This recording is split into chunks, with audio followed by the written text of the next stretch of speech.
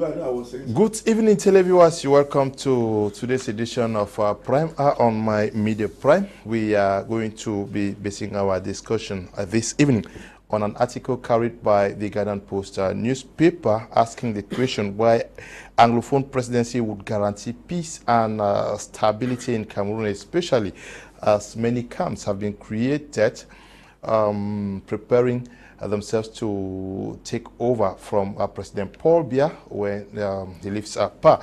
We are in the studio going to be looking at the possibility why the Ghanaian Post think that an Anglophone presidency would guarantee greater stability in the country. We are discussing on this article with our panelists who are in the studio already. Apostle Ambe Valentine Ngwa is our permanent consultant. Good evening, Apostle, and welcome. Good evening, Mr. Leo. It's always a joy to be here. Good evening, my co-panelists, Barrister Achu and Brother Dieudonne. It's another privilege again to be here to educate Cameroonians why Anglophone presidency will guarantee peace, stability. That is our subject tonight. We also are in the company of Barrister Achu, Julius, representing the CPDM party on this platform. Good evening, Barrister, welcome. Good evening, Mr. Kum. I'm happy being here. I like the topic which is for the cause of our discussions today. But I would like to precise that for today, I might not be siding with my party. Okay. Because the topic is what I've been having in my mind, and I've been talking about it ever since, which is not the position of the party yet. Okay. Okay. So I'm happy to be here, and good evening to the co-panelists. I swear, Mr. Dieudonne, my first time seeing him. It's a pleasure.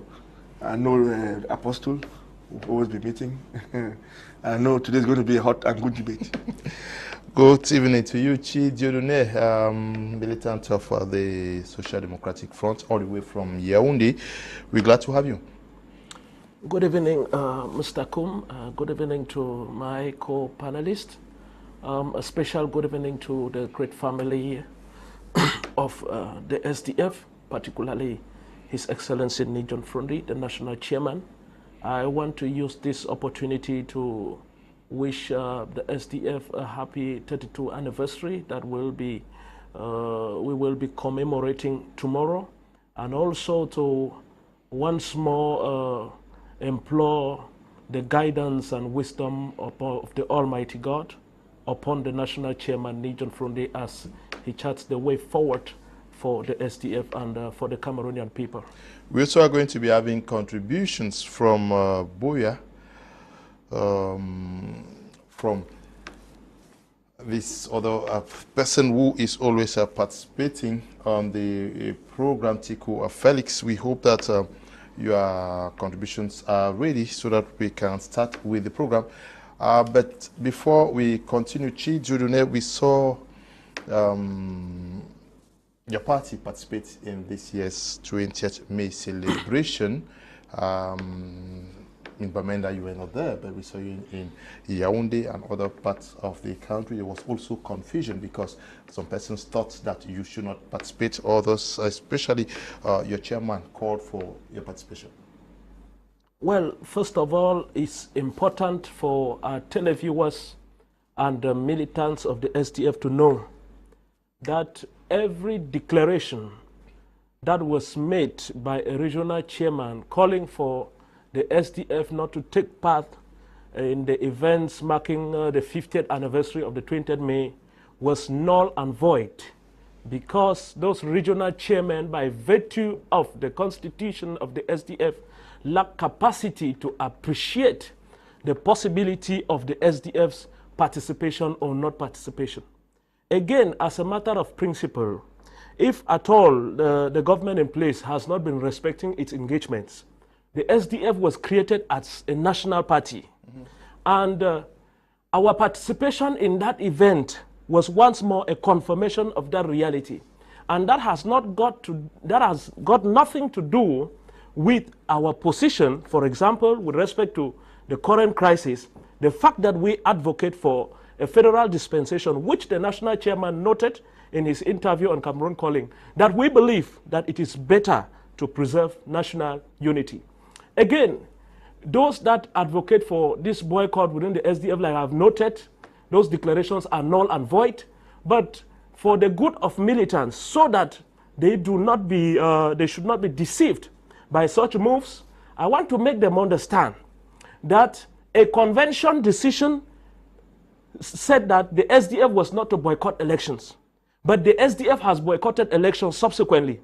Therefore, if a NEC resolution of 2017 or 2019 said that the SDF was not to take part in 20th May activities, that does not stop the SDF to modify its position, looking at the circumstances. And the fact that the SDF is fighting for a better Cameroon, we don't think that there is only one strategy that we have to use. The SDF has used boycotts. If there is any party in this country that has used boycotts more than any other party, it is the SDF.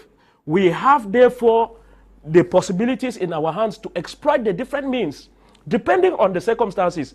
And looking at our participation in the 20th May, just after the successful NEC meeting that held in Yaoundé, the national chairman is the only competent person, because in fact, normally we are supposed to participate, being a national party. Now, the exception comes in when the party may decide not to participate. And if the party has to decide not to participate, it is an organ with national competence, that is the NEC, or an authority with national competence, that is the national chairman, that has to take that decision. So, the national chairman was in his role to decide what the SDF does and what the SDF does not do. So, just to say that, we'll come back. I just want to learn on this, to tell SDF militants that there is only one captain in the SDF ship, and that is the national chairman. There are no two. It is possible for people to have legitimate intentions to want to be the national chairman, but they must conform to the rules. And anybody who is using such intentions to fight the SDF is not for the interest of the SDF. We got you. Apostle Ambe, Valentine, Ngwa. I wanted to start looking at this article carried by the Guardian Post newspaper. Can we have the Guardian Post newspaper as our backdrop? Like, please, I don't know who is there to assist you. That's not what should be behind us as we speak. But I want us to go through this article.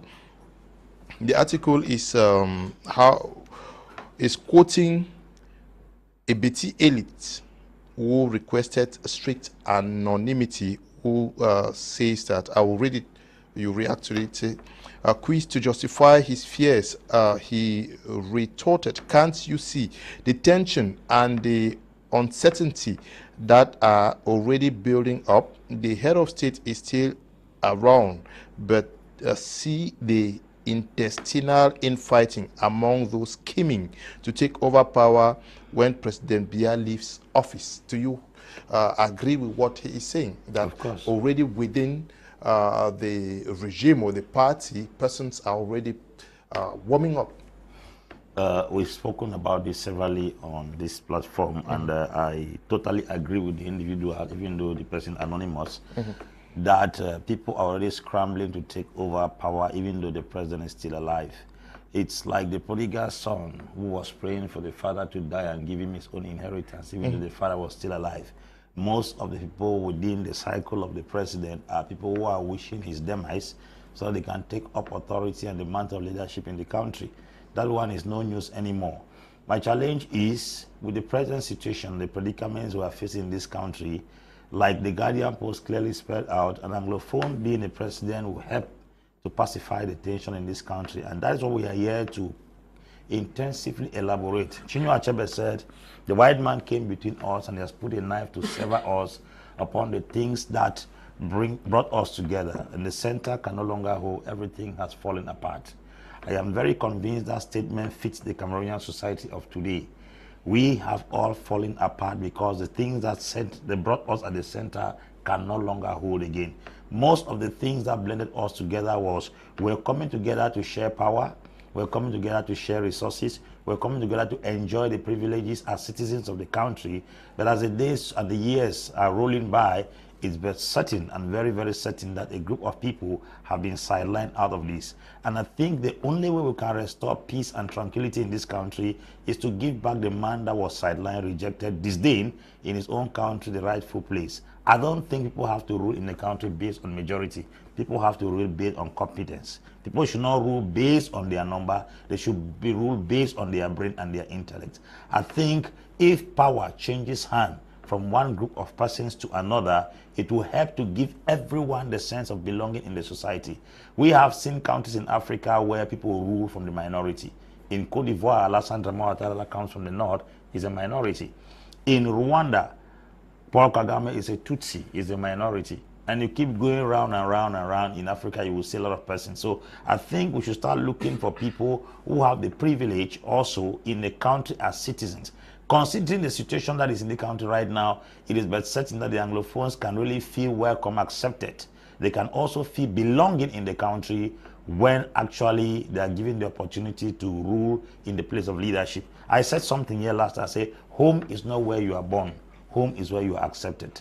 Home is not where you were born. Home is where you are accepted. I think Anglophones in this country are yearning for that acceptability, that acceptance in this Cameroonian society to prove that they are not strangers in their own father's land. And I think if they are given the mantle of leadership to manage the affairs of this country, it will make them feel that actually they are living in a place. You cannot, I repeat, you cannot be considered a citizen of a country when you are always considered as a second class and as a slave. Slaves in those days were considered as outcasts. And I think that is a position of the Englishman in this country. And to wipe out that mindset or to clear up that psychology is to give him the place of leadership to feel that he is not a stranger in his father's land. Okay. Good evening to you, Prince Dikum, Israel Abongwa, Song Emmanuel, watching us, Derek Afoncha, Makia Valentine. Good evening to you, Tiffen and Dukum. We're glad to know that many of you are watching on our social media handle. Barrister Achu, you have been so particular about this issue that it was time for an Anglophone to actually take over in this nation, to rule. Why are you so concerned about this? First and foremost, I would like to reiterate the fact that I'm not talking on party lines here. Okay. I'm just issuing an opinion that I hold very close to my heart. Okay. You know, when Southern Cameroon was reunited with East Cameroon, we had a lot of gentlemen agreement, lots of gentlemanly agreements, which we still hold, we the Anglophones or Southern Cameroonians hold very dear to our hearts. In as much as we can say so many things were not written, we understand that so many unwritten things ought to come to fruition. You can call us what you like, slaves, second-class citizens, or whatever. But I remember in the Bible, Joseph became the prime minister of Egypt, despite the fact that he came as a slave, and he did a great job. Cameroon is on a very turning corner, on a turning corner, in a corner where, which is with a cliff by the side, whereby if we're not very careful in handling certain issues, we might jump down the cliff, and that might be catastrophic. When I go through our political landscape, I realize that tribalism has been installed in the system, which to us Anglophones is something very strange to date, because in the system that we have in place, they consider Anglophone as a tribe. So because of tribalism, there's a lot of infighting amongst our allies. When I say allies, excluding Anglophones, because when I see what is happening with the Francophone allies, it's worse than you can ever imagine. There's a lot of infighting, which is not, which we see, and so many people are not bold enough to talk about it. But there's so much. And when once I look at it, I say, look, the only stabilizing factor that can come into Cameroon to bring this country to where it used to be, to have its stability, to guarantee its growth economically and politically and socially, if this country is managed by an Anglophone after the presidency of President Paul Biya, it's going to be an added advantage to this country. when I started, I've always been very vocal about that. That instead of us Anglophones destroying, dispersing our energies, fighting over nonsense, shooting at our own legs before going for a warfare, disturbing you and me, creating enmities, insulting each other, we can take this energy to build it in such a way that will help this country together to become a power in the next generation. You understand? It is true that Anglophones have been relegated to the background when it comes to the proper management of this country. But I can bet you, the day an Anglophone is going to take this country is going to be something else. A simple example. Everybody applauds Kagame. What did Kagame do? He merely changed the system of governance from the French style to an Anglo-Saxon style. And automatically, everything changed in the country. Okay, for the past 50 years, since 1972, we've been predominantly using the French style of governance, which has caused a lot of segregation and separation in our society. It means that that system is not working. Whether I like it or not, it's not working. Okay. So we need to change the system for it to suit suit Cameroonians, first of all, and secondly, for us to emerge where, because don't miss it words, Cameroon is supposed to be one of the best in Africa, and for us to emerge, we need to change this system. It is not being Francophobic or hating Francophones or hating the French or whatever. It's just a matter of taking the system that we have available, because we have two systems. We'll take the best and put it on the table and see how we can use it for the betterment of you and me. That's why I think that after 50 years since 1972, I'm talking about 20 May, it's high time we look at it differently. I, for one, I'm a unionist, and I believe in this country. I don't believe in separation. I don't believe in segregation.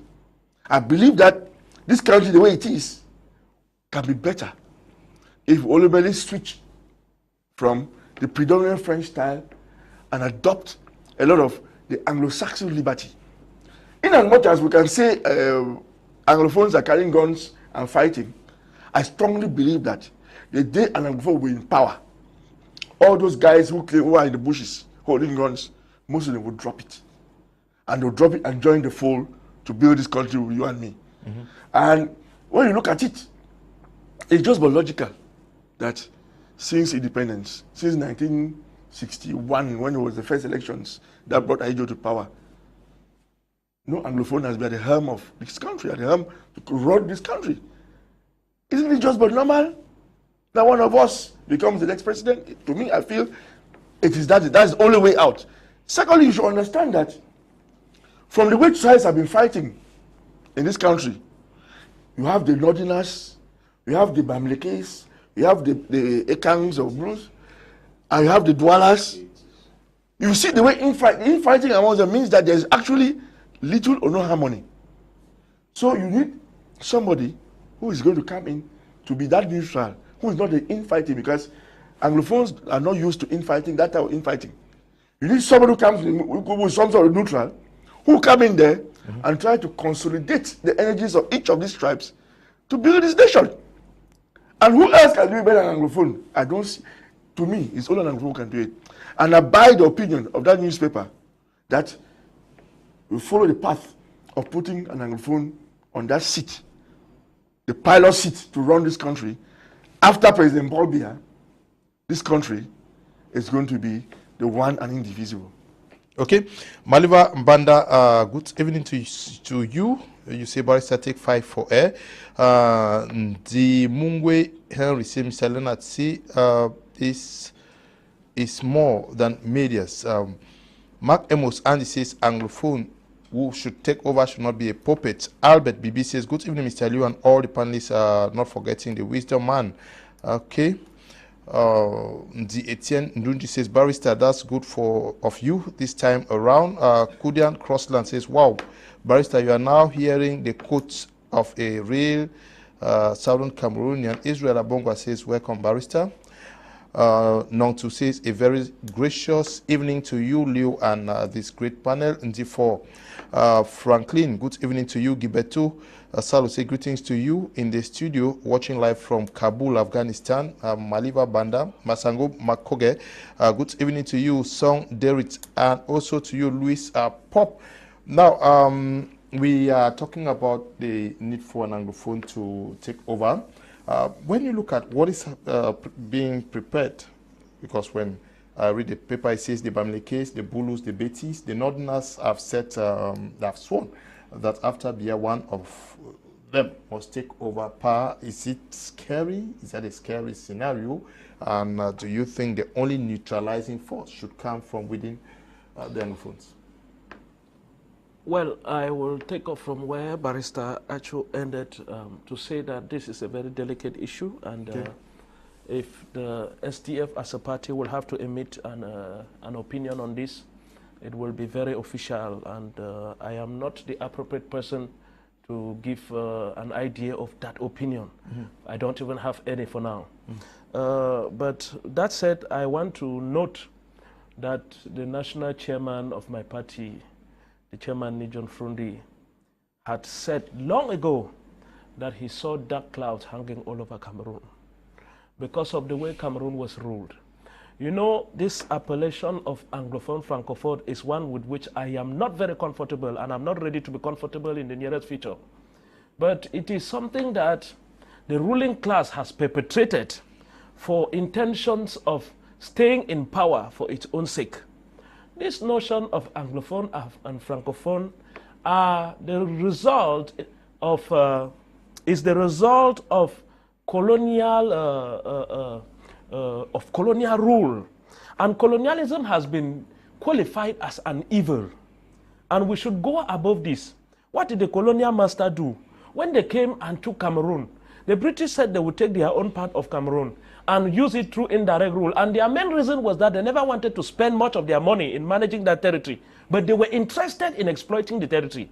The French, who had very little territories in Africa, decided that the small that they have to be present physically to make sure that they also exploit the territory. The British and the French had one common ground, which was exploiting these territories, and that is what prevails up till today.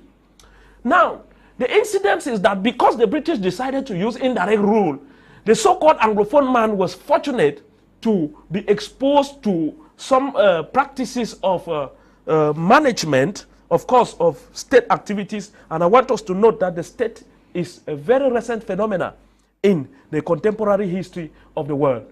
Now, coming back to the topic, I want to say that, first of all, I would think if an Anglophone was to take power today, we trace it from 1961 to say that at the reunification of this country, concessions were made. When the Southern Cameroonians decided to reunite with our brothers of East Cameroon, then Prime Minister Foncha did not say, now that we are coming together, they should start but with an election to determine who will become president and who will not become president. Foncha said, okay, Mr. President Ahijo, continue with the mandate. That was a very important concession that was made. Later on, he was frustrated and he wrote a resignation letter. Why did he write a resignation letter? Because he discovered that he was unable to play the role as a legitimate representative of his people, of the people, to take care of the interests of the people from which he is coming from, and of course of the interests of the people of the whole territory. He was reduced to they reduced people, including him, to stooges that they could just use to maintain themselves in power and who were not useful to the people. I'm saying this because late Foncha, may his soul rest in peace, was very instrumental in bringing back peace following the Makiza issues. And such issues were in the Francophone, so-called Francophone part of Cameroon. So if they were giving power, if power was going to an Anglophone, it will be a concession in exchange for a concession that was made at the reunification of this country. Later on, after reunification in 1990, when the multi-party era broke with the forceful birth of the Social Democratic Front, the chairman Nijon Frundi won presidential elections in this country. And because of one reason or the other, he could not be president. And one of the reasons why many people who think that Anglophones do not belong is even they say even the chairman won, but today we don't see him in power. So what does it mean? That we too are not qualified? There is a problem. So if it was to come, it was just to give something that is due to so-called Anglophones. Because I want to note here, and I want to salute the memory of this great man, Chairman Dieudonne Frundi, because he is the only Anglophone who has proven that coming from the so-called Anglophone side, he is capable of reuniting, of uniting in effect both so-called Anglophones and Francophones, because he has been able to benefit from their confidence through the ballot box. He is the only Anglophone from 1961. And so if that was to given to, if power was... But now we are looking to the future. Yeah, that is what I'm saying. I said if power was to be given to a so-called Anglophone, it should be given to Frundi? No, not that it should be Dieudonne Frundi. Okay. Holding that he is the only Anglophone that has been able to prove that he can bring so-called Francophones and Anglophones together. If power was to be given to an Anglophone, it will just be giving them their due, because Anglophones have achieved it through the ballot box in the past, and it was only taken away from them. So, the whole... Pardon? Yes, I'm rounding up now. The nutshell of the issue now is, it should not be a president for the fact that he is just an Anglophone. The problem is the content. Because when you read the resignation letter of John Godfrey, he clearly demonstrated to us that the post for its own sake was not important, because he was vice president, and he discovered that even as vice president, he was not very relevant. So we could still have a dispensation where somebody could still be an Anglophone president, but he is not very relevant. And very rapidly to point out here that what is happening today, you are not seeing some so-called Anglophones complaining, those of them that are in government, complaining that things are not right, because they have decided to join the minority tribe, which is the tribe of the rich, to oppress the majority tribe, which is the tribe of the poor. And these people come from the so-called Francophone and so-called Anglophone side. It is in the best interest of Cameroonians to make sure that if that power can be given to a so-called Anglophone, but Cameroonians should be there to guard that it should not be an Anglophone for the sake of an Anglophone, but an Anglophone that actually ties with the interests of the people. And for them to do that, they must be in the electoral apparatus. Good evening, Mr. Leo. This is Valerie writing from Bamenda. I just ordered one bottle to celebrate our prof with the blue cap for speaking a very solid truth for the first time. I don't know. Anje John, greetings from Bangapungu. Thank you, Barrister. I love your contribution, even though you are so attached to your party. Good evening, Mr. Liu. I want to say congratulations to Barrister Julius for waking up from slumber, and I pray he doesn't go back to sleep. Joel is writing from Ambe. Greetings from Bamenda. Says greetings to you guys, Mr. Liu, Abek. You give Barrister a hand for me for the first time. I'm hearing him speaking a lot of sense. I'm enjoying the program. Wow. Good evening. Greetings to you, Mr. Liu. Please greet Barrister for me. Okay. He's getting the greetings. Good evening. I do believe that the problem us Cameroonians are facing to start long ago, right back when Cameroon was partitioned by Britain and France.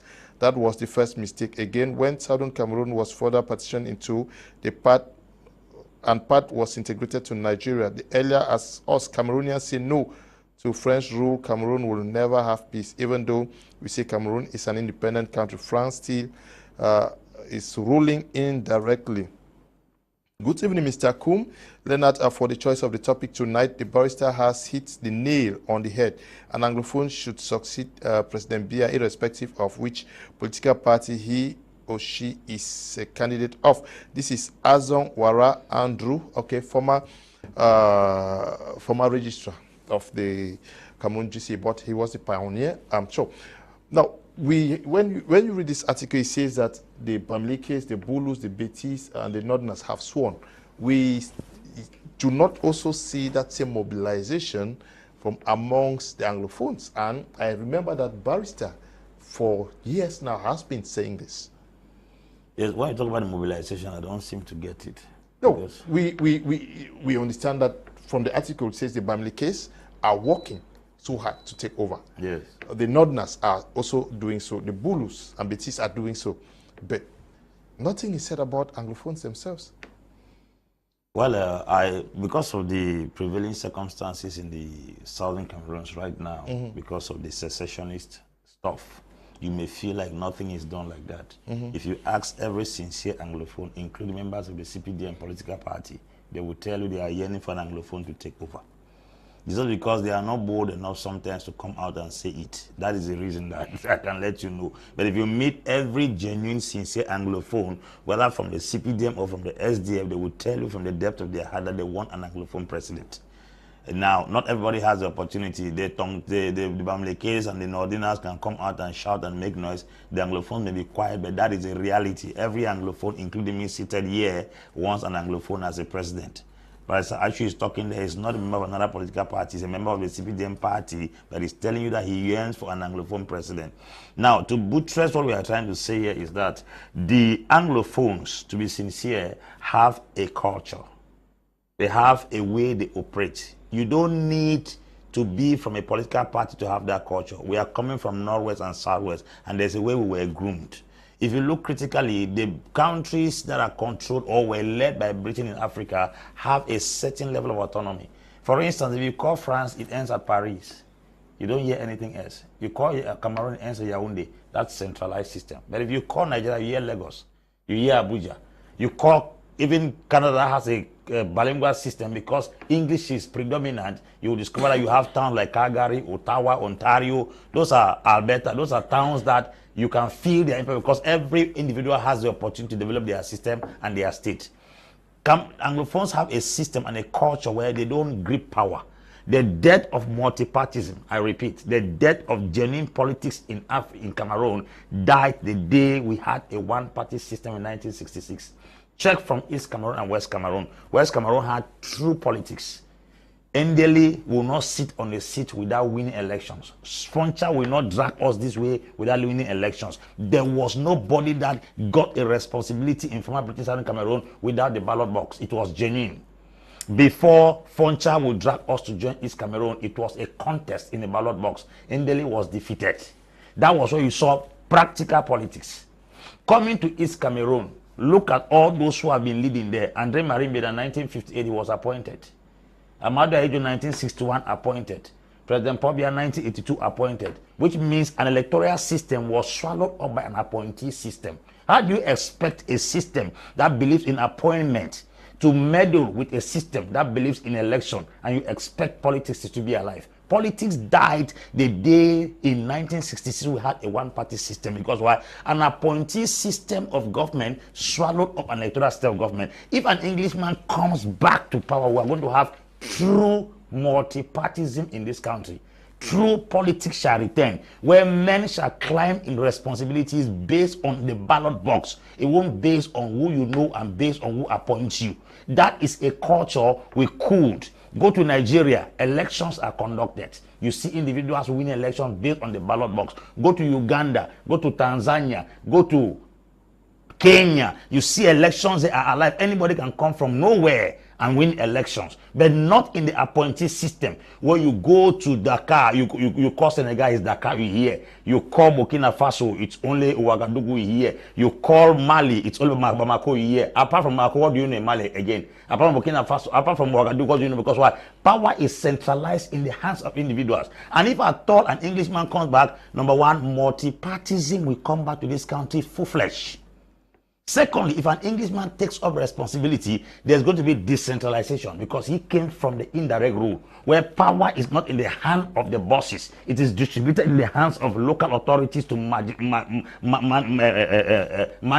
You will discover that we are not going to be doing passport only in Yaoundé. You can do passport in Buea because why? The Englishman has an indirect rule which is decentralizing power in the hands of individuals. You discover that it is a culture they came from. So what you hear Barrister say, we can transfer the Anglo-Saxon system of governance where we take power is because that's our roots. That's our umbilical cord. That is where we come from. Now, look at the power that be in place. It is practically an appointee system. It's not because they came from Beti or from Bulu or from the north. It's because their roots, where they come from, the people that groomed them up in politics taught them appointment, not elections. So if you blend East Cameroon and West Cameroon, you put them, you discover that somebody came from a background where you climb on a seat based on meritocracy through ballot box. Another man comes from a source where you are being appointed into office. Tell me if at all Foncha ever became vice president of West Cameroon by appointment. He wasn't. Tell me if Foncha did not win the referendum elections over Indeli. Tell me if at all there were not parties like CPNC of Indeli, KNDP of Dongo Foncha. What we had in West Cameroon were pressure groups from Purpose, Possible Prison and the rest. It's to let you understand that there is a culture. There is a culture. Number two, the Englishman, despite, I repeat, despite the opportunity that has not been given to him, the Englishman first and foremost is educationally oriented. We have a standard of education which is Anglo-Saxon. That education challenges you as an individual to bring out the best in you. And now we come to a system where the educational system is totally different. How do you expect individuals? If you go to the civil law and the common law, it's two different things because we come from two different extracts. It is difficult for a criminal to survive under a common law, but a criminal can be sustained under civil law. That is to let you understand that the cultural upbringing of these two persons are different. So if somebody who comes from the English extra comes to power, there's going to be a restoration of true multipartism. There's going to be an effective decentralization of power. There's going to be the opportunity for individuals to display their skills and their talent, not when people are being coaxed and choked in a cock, and they are not given the opportunity to manifest what is inside of them. Okay, Kofon Clovis, good evening to you, Romeo, Achu, and also to you, Albert BB. Barrister, we are talking about an Anglophone becoming a president of Cameroon. You believe it is a campaign you have been running. Are you engaging other persons? Are you selling this idea? You're just saying it. But the concern of many persons is what guarantees that an Anglophone is going to do the things we are saying here? Whoever occupies a post of responsibility determines what happens, whatever is managing. I always say that Cameroon is a decentralized state. We Anglophones have lived in a decentralized state under the British trusteeship by indirect rule. It's the same thing, the same principle. But what matters is the fact that who is there on that seat to pilot, to determine how things are functioning.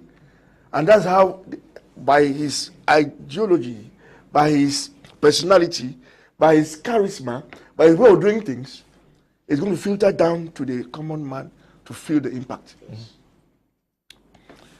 Why people complain about decentralization today is because maybe they don't trust whoever is managing it. It's not a bad thing. To me, I prefer a decentralized state than even a federal state, because when decentralized, there's a system of check and balances which is there, which are always there.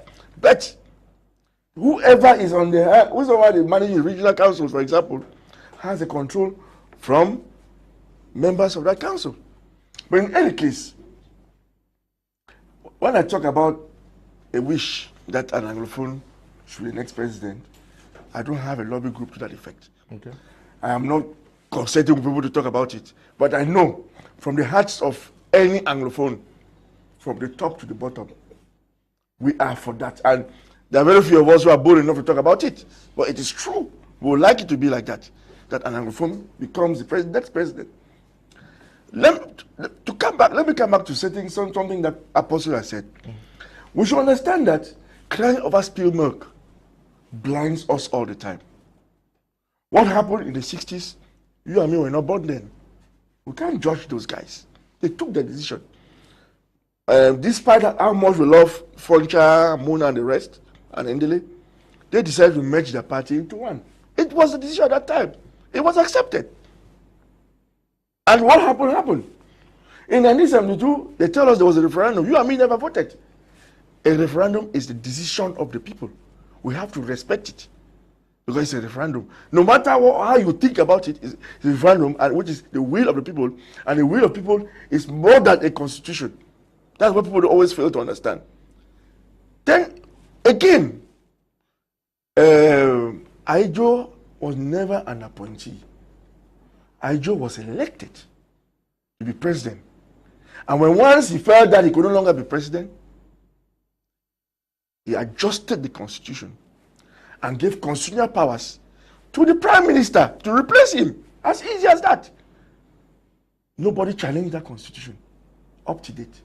And that's how President Biya became the president of this country. He was prime minister, and as per the constitution, he was a successor. He was not an appointee. He became president by reason of the constitution at that time. But in any case, as I say, crying over spilled milk is useless. I would prefer that these guys holding guns tell the system that, look, put an Anglophone president and this thing will stop. That, to me, that makes a lot of sense.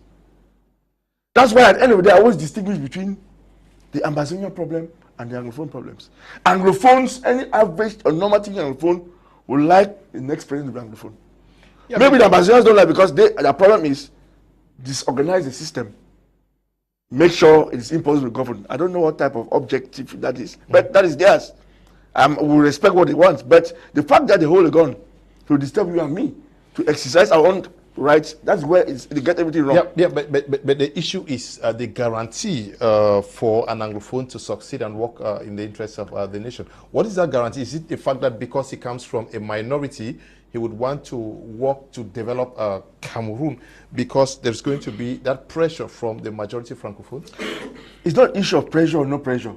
By our culture, when you put something which is good and something which is bad, it is easy to see. If you understand, why do you think before this crisis, the majority of Cameroonians were sending their kids to the schools west of the Mongo, in the Anglophone zone? It is because the system of education was the best. Why do you think, right as we are talking, most Cameroonians, even if they want to send their kids abroad, they go to Nigeria, they go to Britain, and they go to the US, where everything seems to seem Anglo-Saxon. Why? It's because they've decided to realize that it is the best. Why can't we have the best for Cameroon? Why should we always be subjugated to things which will make you and me not be happy?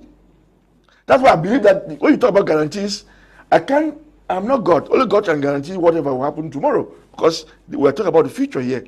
But by the mere fact that we are of this Anglo-Saxon culture, give us that possibility to easily determine what is better from what is worse, or from what is bad and what is good. We have that sense of going toward the right direction in case of any problem. And we are brought up like that. If you notice, even those of us who have stayed here for close to more than 30 years, we still have that same mentality because it was something from birth. You leave it in your home before going out there to school, and you grew up with it. So it's something which is very difficult to remove. I can just start by doing what is negative because I'm in power. The instinct that any Anglo-Saxon will have is doing what is best for you and me. And with that mind, I'm sure you must have known that whenever you interact with even a Francophone, there's that tendency of trusting that Anglophone better than trusting his own kindred from the same village. I don't want to quote examples, but even in my party, that is just what normal. Anglophones are trusted when they are confided certain issues to go and handle, and they handle it to the best of their knowledge and intelligence and going in the right direction. So if we have that type of mindset, why can't we run this country to take it to the right direction? Okay, you know, it's in my party. I'm vocal about it and to say that, look, it is high time we think about it too. Let's not be only a Cameroon issue or some party issue or whatever, but let it be at least in our own party too. We should put it in our mindset to understand that, look, these Anglophones, this is what they want. In as much as most of them who are there to talk, they don't want to talk, but they should understand that the man that rides the bike, because that man that rides the bike is a common man. he will like that, and they form the majority. And we have to think about the majority, we should go towards the direction. You should know that we should start by even, we've forgotten that the vice president of CPDM was for Ngwa, who's just disappeared, as they say, in the normal jargon. We just have to wish the family well, and we express our condolences to that family. And we hope that our party should think about that and get another Anglophone revised, because you should understand. What I like, you know, when it comes to politics, politics has nothing to do with truth or lies. Politics is politics. And in the absence of the president of our party, the vice becomes automatically the candidate. And the candidate in our party was for Ngwa. He's of blessed memory nowadays. So we're hoping that in our party, they'll put another Anglophone in his place, so that if the president is no longer there, the first vice takes over and becomes the natural candidate of my party. That's just some of what some of us are wishing. And you know, it is not wishful thinking. It is workable. And workable because the grip that the CPDM has over this country, I don't see any other party that can beat it. Okay. I don't see any other party that can beat it. Okay. Mr. Tazi, watching from Boya, says, good evening, Mr. Leo. We're enjoying the program. Good evening to you, Mr. Tazi. Greetings to all in the studio. Tell Barrister I'm so pleased with him today. Samuel, writing from Bingo Baptist Hospital. Good evening, Mr. Leo, and everyone in the studio. I salute Apostle Ambe's courage for putting things straight. Anglophones as a culture different from, okay.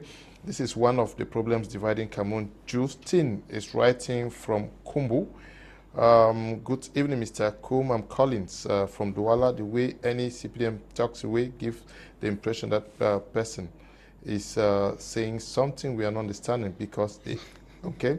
So Barrister should just accept the truth from the other panelists. Okay, I don't know what you, I don't know what it means. Good evening, Mr. Leo. Anglophone taking over this country from CPDM is a waste. I plead with Apostle Ambe to create a political party and lead this country out of bondage. Ngala is writing from Bamenda. Good evening, Mr. Liu. Whether who succeeds President Biya, if the constitution is not limited to 5 years term renewable once, things may never change in Cameroon for good. Ampa Emma writing from Kumbu. Good evening, Mr. Leo. Congratulations to the panel for a frank debate. No blame game at this time, as the only solution to stop the secessionist progress is to hand power to Anglophone to rule for 20 years to consolidate justice. Linus is writing from Bamenda. Good evening, Mr. Leo. We need an Anglophone president. Look at what the current PM is doing, but we should be careful of the CPDM stalwarts who will give him the opportunity to perform. Now, Dieudonne, we are talking about the possibility for an Anglophone to take over power in Cameroon. Is this time for Anglophones to look beyond party lines? That is what you want, is the best Anglophone who can take power beyond the SDF? Well, or you just think that the person should come from within the SDF? Well, I want to start by celebrating the life of the king for Ngwa, for the 3rd of Mancon, okay, who has gone on a very, very long journey. I want to celebrate the life of this great man who was one of almost the last persons that took part in the Fumban conference. Well, he has played his part and he's gone. And I want to also remind Barrister Achu that the grip that he's saying that the CPDM has, he should be very precise about it. To say that the CPDM has a grip over the electoral process of this country, and that the CPDM has successfully demonstrated to Cameroonians that it's not possible through the ballot box. And I have come to tell Cameroonians today that it is possible through the ballot box with their massive participation. And that if Barrister Achu doubts me, Barrister Achu and the CPDM party should accept the putting in place of a consensual electoral code, because it's very, very important with respect to the transition that is coming. And let us go on the field and see who will beat who. I'm sorry, you will run the battle, sir, because you know very well that Cameroonians are not with you. That said, with respect to whether the so-called Anglophone president should come from the SDF or from the CPDM, like I have told you, the national chairman of the SDF would have been the first. And that was not because he was from the SDF. He has told us that he went to the people, talked to them, understood their realities, and the people saw with him what he was talking about. And they voted him because he was competent. That has got nothing to do with the fact that he's from the SDF or from the CPDM or whatsoever. And I am very convinced today that from the SDF such a person can come. But the people will have to sanction and decide whether they actually see that person in an SDF candidate or in any other candidate.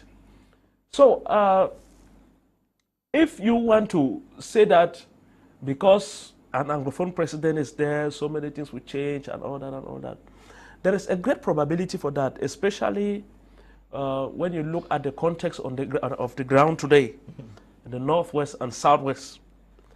Any so-called Anglophone that is given the opportunity knows that where he or she is coming from, there is trouble.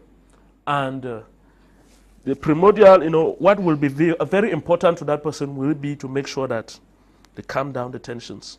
And one of the ways to calm down the tensions will be that he implements an effective constitutional and political federal state. I'm sorry to tell Barrister, many people are confirming that he's gradually coming out from the skills of the CPDM. But I want to remind him, and he knows, that decentralization is a scam. There is nothing like decentralization in Cameroon. What you have is centralization disguised in the form of decentralization. And the most effective form of decentralization is what you call federalism, which is a bottom-top approach of governance, and which is what those so-called Anglophones that you are talking about, starting with Foncha and the others, that is the approach they know. And that is the approach that Cameroonians voted for. Cameroonians, so-called Anglophones and Francophones, decided in 1992 with the SDF.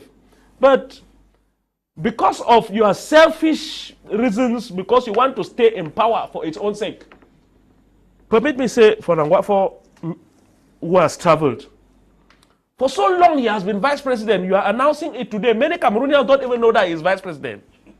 You are just contented. You just want to stay in power for its own sake. Just like the so-called president of the Republic of Cameroon, who, if you take him to his own village now, he may not even know his own village.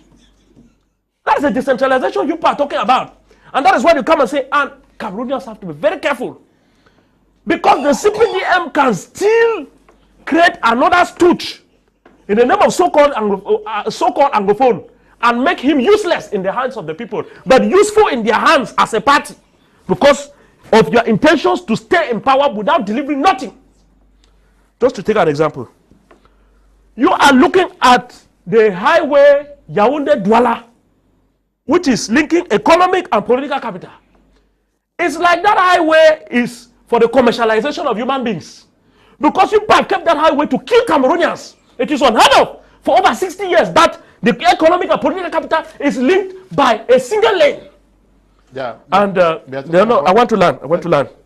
I want to tell Barrister Achu that in trying to come, Barrister Achu, that in trying to come out of the scales of the CPDM, he should not play demagogy. To tell me that they have a grip over this country. You have a grip. You don't have a grip over this country. You have a grip over the electoral apparatus. And to tell Cameroonians that so-called Anglophones and so-called Francophones, like you read in the letter, the Betis are fighting, the Dizis are fighting. I want to use this opportunity to tell Cameroonians that so-called Betis, so-called Northerners, so-called what that are fighting, they are not fighting for the interests of the common man. This tribalism has existed from time memorial. They are fighting for their selfish interests. And so-called Anglophones are involved in that tribalism. Anglophones of the so-called CPDM, they are involved in that tribalism. They stay there in power just for the fact that they are Anglophones. They are comfortable with their positions. And some of them, if you even go to some of their ministries are even more francophonized, more than the so-called ministries headed by the so-called Francophones. Yes. So Cameroonian people, especially of the Francophone, because like I said, I'm coming from a party where my national chairman has taught us to do politics without bitterness and to always have open hands to accept everybody irrespective of where they come from, because a human being is at the center of our politics. Talking about so-called Anglophones, I must talk to so-called Francophones to tell them that it is time, even though it is good for a so-called Anglophone to come to power, but I want to tell the common man that it is time for them to be in the electoral apparatus and prove to the so-called CPDM, even though they have hold over the electoral apparatus, I want to also tell them that with their determination, even with this bad electoral apparatus, they can put the CPDM out of way, because the CPDM is just also taking advantage of the fact that it has discouraged them and they are not in that apparatus. Today, they are making, they want to make the transition pass only up there, because that is the system that they have always been using, the appointee system, like it was noted here. You people are looking for a way for the transition to pass up there. He clearly stated it here that the vice president should be made an Anglophone so that they will just see how they put him and continue conserving power for its own sake. Okay, good evening, Mr. Liu, and to you all in the studio. I think the barrister has joined the progressive wing of the CPDM. Courage to him. Elvis Brown watching from Shell New Bell. Daisy from Kumba says, good evening, Mr. Liu, and to all the panelists. Thank you, Apostle Ambe, for this wonderful lecture. Lister Montana writing from Yaoundé says, good evening, Mr. Liu, and panelist Apostle Ambe is very much on point. Emil from Jotin says, good evening, Mr. Liu, and the panelists on board. Thank Apostle for saying the truth. Okay. Tell senior barrister that I owe him a bottle of wine for having a mind that a Francophone should lead this country. I like his heart. Okay. Good evening, Mr. Liu, and your refined members of the panel. I am enjoying the program. Dr. Esther Bisson is watching from Kumba. You had something to say to? Yes. Is it just we are talking, and we brought up a very important topic that has to do with this country. But this gentleman is talking about me. You see, that's the way I say we Anglophones, we still don't understand. Politics has nothing to do with truth or lies. Politics is politics. What is politics? No. Wait, he listened to you now. Please. Yeah. Sorry. Okay. We train their president in our party. We train their president, and now he's somebody and he's talking too much. Fine. We respect him because we gave him good training, and he has succeeded in creating a party and brought somebody like Mr. Chi as a member. We are happy. CPDM will never point finger at somebody. So you never point a finger at somebody that you are this, you are that, you are this, you are that. We do our politics to sell our ideology. That's why we always win. Only the weak, and the empty heads always complain, always complain, always complain. If you think that electoral rules are not correct, then don't go for elections. Sit in a small corner and be licking your wounds. But the day you accept the rules and elections take place, stop this blame game. Try to make your party look better. I like Mr. Joshua Osi, because the way I see his politics, no bitterness. He doesn't insult anybody. He doesn't hurt individuals. He goes on policy and policy alone. That's how they do politics, my brother. Don't call my name. I will not point at you. You were talking at me, pointing a finger at me, which is very rude, first of all. But CPDM people don't do that. I will never talk and point at you or talk harshly at you when you have an opinion or an idea. Learn to be civil. But in any case, you should understand that we are in Africa. You will never choose a successor of your own house, one of your own children, if you don't like that child. If you don't feel that this child can protect your family, you will never choose him as a successor. It is in our mindset. How can you tell me that you see somebody who bows down to a chief of a small village, but insults the president of the republic, who is the chief of chiefs? You see, it's that mindset that destroys the idea of how politics is supposed to look like. We take it from that level and climb. Africa is like that. You can't change it. If you think that you transpose the Western way of doing electioneering into Africa, you're wasting your time. Because the majority, has its own way of looking at it. You might bring a minority style, and it doesn't work. Instead of doing the blame game, go back, sit, and look at where you made a mistake, and to see how you can make it better next time. So stop this politics of bitterness, of segregation, and wanting to think that you know more than the other person. I will never say that. You have your own policy. You sell it to the people. Stop pointing at Achu, Metro Achu. Metro Achu is Metro Achu. We are talking policy here, and we are saying we have to see, and we will look at the means of bringing an Anglophone up to the top seat. Look, you have to understand that somebody at the helm of power will not leave this country in the hands of somebody who cannot protect it. He will make sure that when things are organized, the best of Cameroonians should take that position. And we are thinking that to get that best of Cameroon, it should be an Anglophone. What do you like? That is politics. You have to go like that. You have to dance to the tune until the day you have the button. You have the command button. For you now, when you have the command button, that is when you can determine your own policy. You don't start by exposing what you are going to do or what you can do. But you have to wait and toe the line till the day your turn comes. And we are barely saying that Anglophones should make themselves ready. That, look, in the present dispensation, we are the best bet to take over this country come next republic. That's what we are. That's what I've been preaching. It's not today I started saying that. Instead of wasting energies by going left and right, taking guns and whatever, let's put this energy. Let's bring back this energy to say, look, in the present dispensation, we are the best bet for this country. Apostle Ambe, Valentine, Ngwa, how do we mobilize Anglophones? Because for an Anglophone to win an election, it will require the votes of Francophones. But it should start with the Anglophones. They say charity begins at home. How do we mobilize Anglophones to see beyond party lines, beyond tribal lines, beyond regional lines to get one of theirs in power?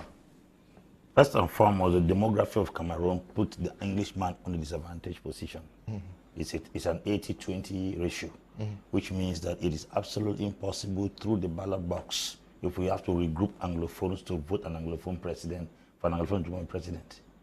It's absolutely impossible. You see, there are some things when we come on platform to address, we should address them squarely. I think it should be rotational. Like I said once, in Imo, you have Imo East and Imo West in the gubernatorial election. Imo West is not populated. Imo is populated. But it's certain that leadership must rotate from Imo East to Imo West. So if it is Imo East tenure, Imo West doesn't stand for elections. Because if they were to go by numbers, they will never win. Let it be that a Frenchman rules for 10 years or 15 years. The next, a Francophone, sorry, rules for 10 years to 15 years. The next tenure, the Frenchman, the Francophone does not surface. We contest amongst us Anglophones and see who will take up responsibility. That's supposed to be something written in the Constitution. I'm saying so because if you look at former British territories, there is true practical politics in those territories where even the minority can rule. Opportunity is given for everybody to rule. You go to Tanzania, Tanzania has 5 presidents. From Julius Malemo Kambarake Nyerere, you have Zé Hassan Mwinyi, you have Benjamin Mkapa, you have Jakaya Kikwete, then you have Magufuli, before now the 6th president. You go to Kenya, they have had Jomo Kenyatta, they have Mwai Kibaki, they have Uhuru Muigai Kenyatta, they have Daniel Arap Moi. Now they are going for Raila Odinga. That's 5. You go to Nigeria, you will see Nnamdi Azikiwe, Shehu Shagari, Murtala Mohammed, Babangida, Abacha, Buhari, Obasanjo. Look at the territories. Go to Liberia, a former American colony. You have Sir Richard Tobart, who has ruled there. You have Sir Ellen Johnson, rotational. Go to former French colonies and check how many years some of their leaders rule. Is to let you understand, when I keep emphasizing on the appointee mentality of leadership from the French background, is a serious problem. The constitution should be drafted in such a way that if a Francophone rules for 10 to 15 years, the next person that has to stand in for elections should be an Anglophone. Let the election fall between the Anglophone cycle for us to choose who will rule. Because if you want to go according to the demography of this country, going by elections, there is no possibility that an Anglophone can rule. First and foremost, in 1990, John Frundi came up with a political party which was supported by all the regions of the country. Even some Francophones joined and voted him as president. What was the outcome? The result is something we'll keep in the archives. It's to let you understand that if we go by that principle, we will not succeed. In Nigeria, it has been either the West rules or the North rules by virtue of demography. Right now, the indigenous people of Biafra have reason they are fighting because why? They cannot claim to be a part of a nation that gives them a disadvantage never to rule. Peter Obi is the person that is coming from the East now contesting to stand in for elections. And one of his campaign speech said, since Buhari came to power, no money from petrol has entered the federal government account. That's a man from the East. He can have good ideas, but as long as the West is about 80 million, the North is about 90 million, and then the East is about 30 million, how do you expect the East by any means possible to rise to power? I think this thing has to go back to the Constitution. It has to go back for the Constitution to be rearranged, because if not, it is certain that it was impossible, if not Constitution, change for President to come to power. Achu is from the North, and the North are the most populated individuals in Cameroon. If they were to contest for another elections without adjusting Constitution, the Beti are a minority in this country to rule this country. That's the truth. So if not that, a person like President Biya can never come to power if not of adjustment of the Constitution that give him right to just climb to power.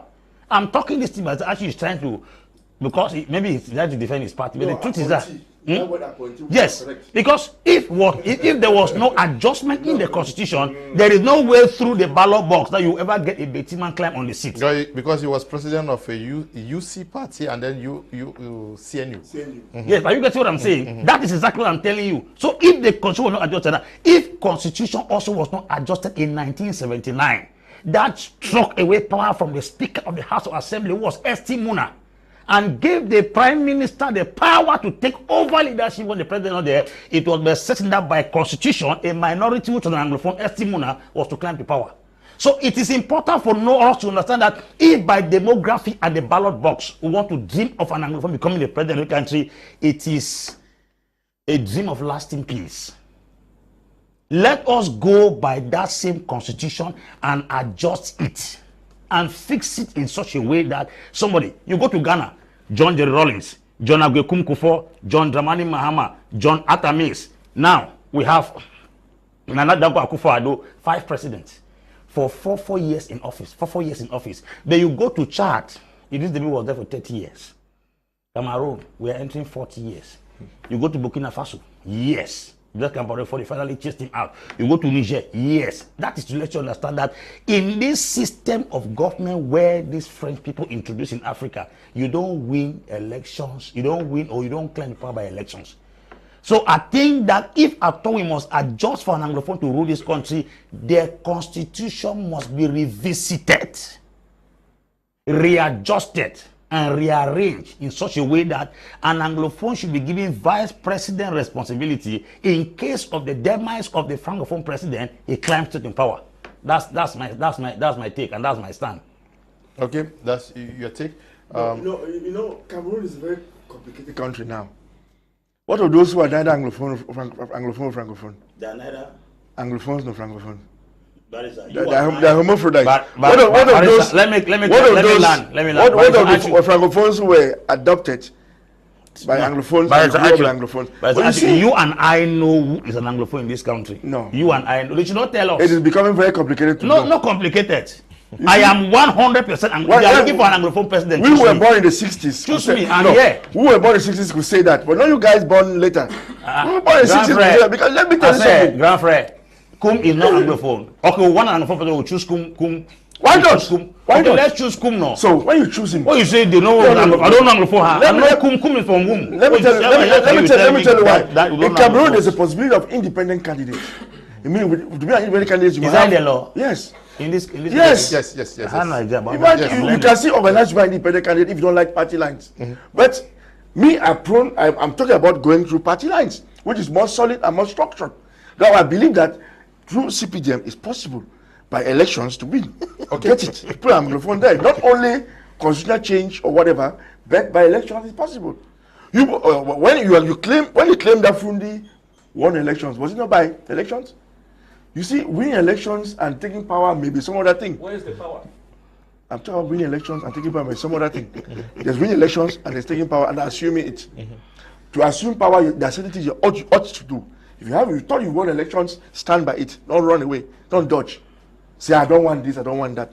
Assume your power and take it. If you can't, then you can't be the president. And that's what the problem was. If you don't know. Okay. But in any case, there's no way somebody can go to power without going to the ballot box. Even if it is pre-arranged, you must go through the ballot box. Okay. Who went to the ballot you must. box? Who didn't go? Let's take. Who didn't go? Let's take the first. Even Bongo, the son, went to the ballot box to become president. Eyadema, the son, he did the same.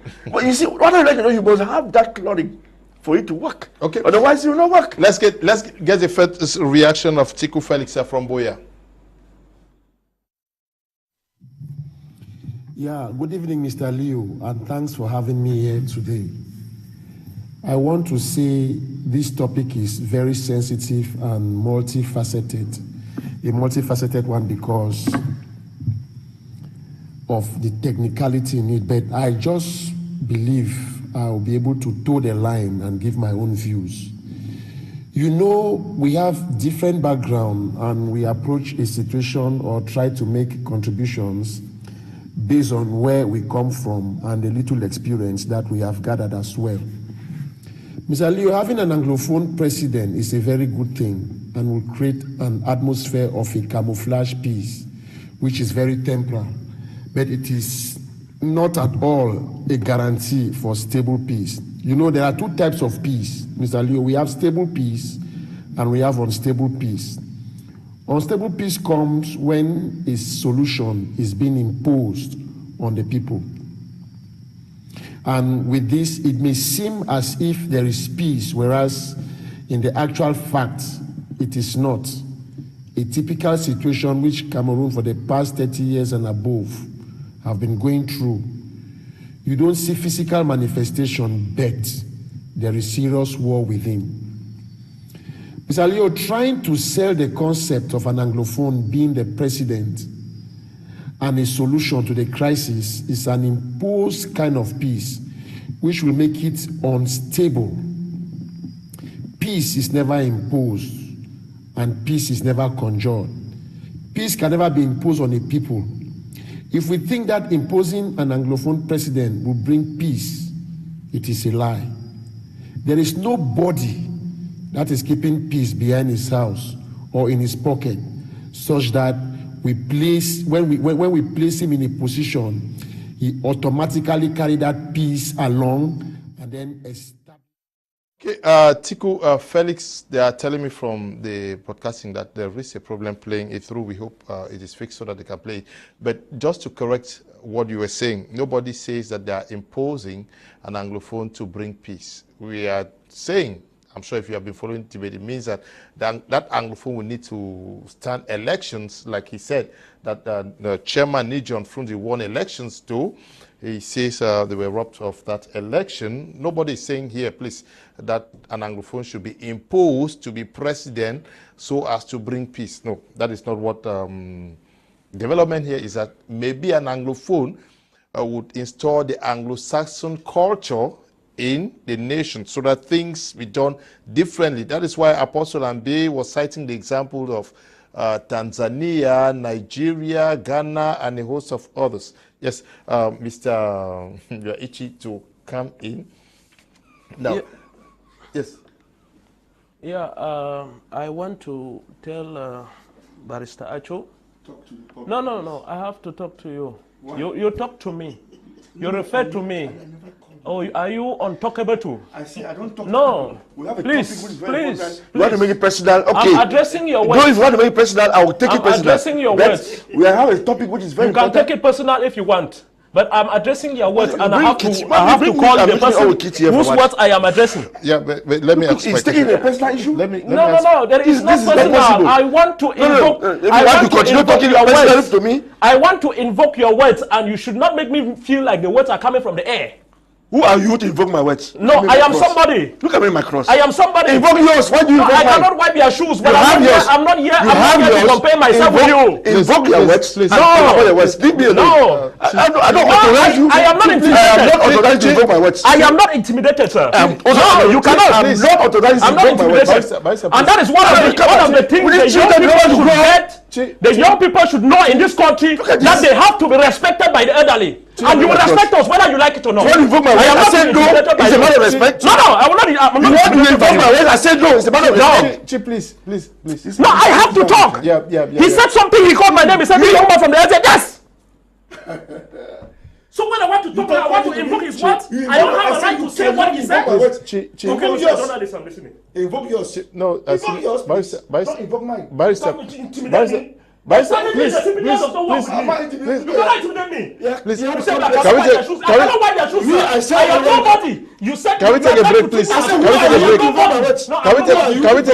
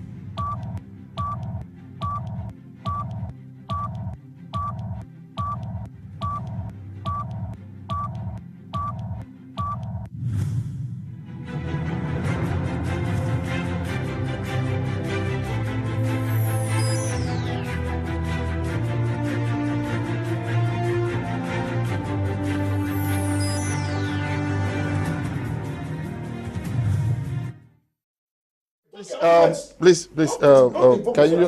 Yeah, please, Chi, I beg, just calm down, please. Barrister, let us let the debate flow. Please ask him to invoke his words and not mine. No, Barrister, let me ask the questions. Children, Chi, please. We are talking about getting an Anglophone as a president.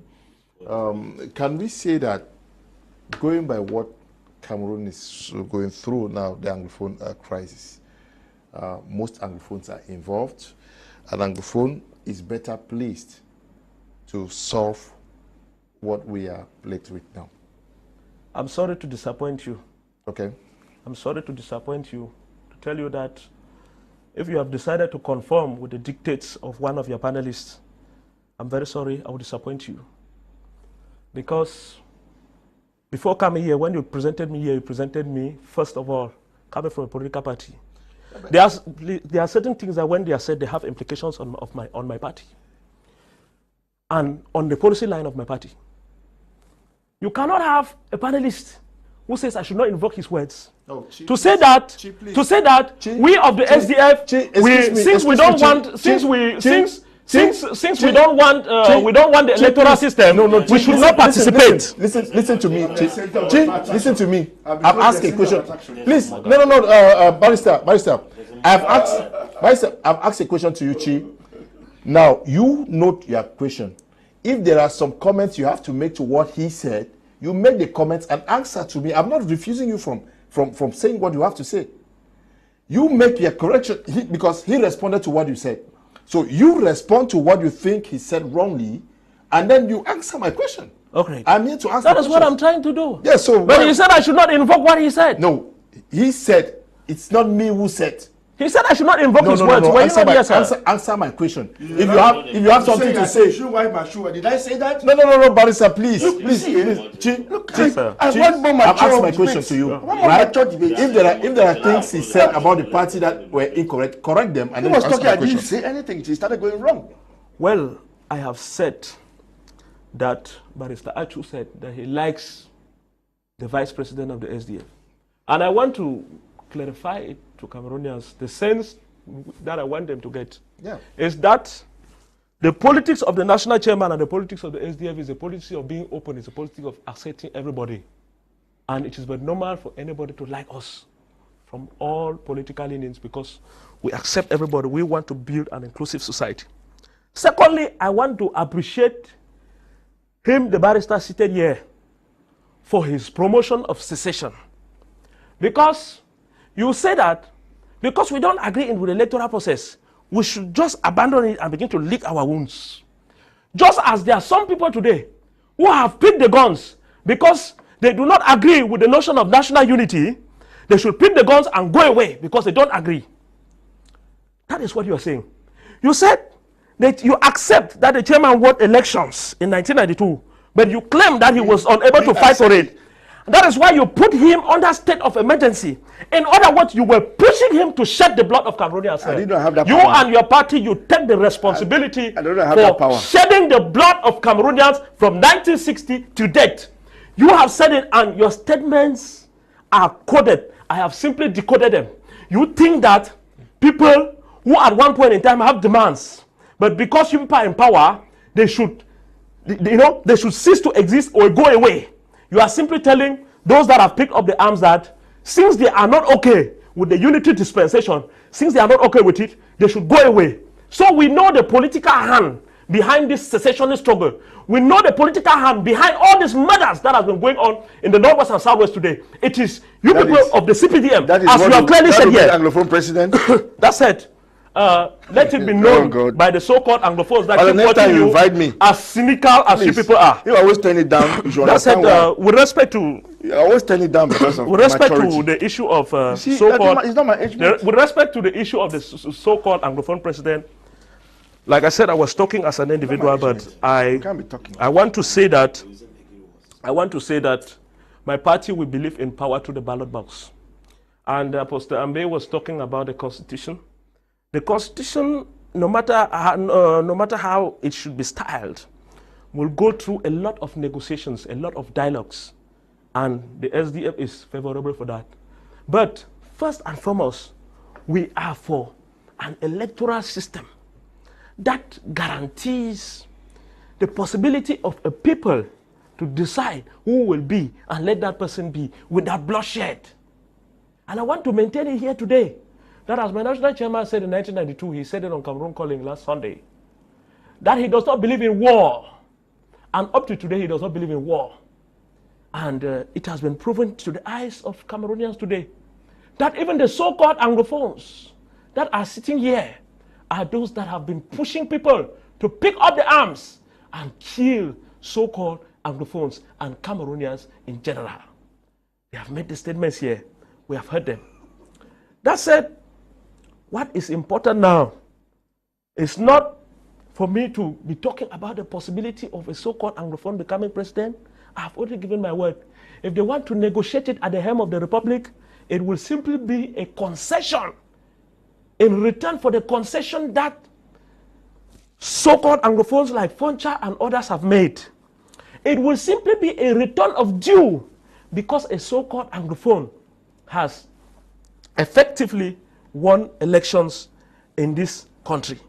So, the possibilities are open, but I think that most importantly, we need to unite Cameroonians, and uniting Cameroonians will need that.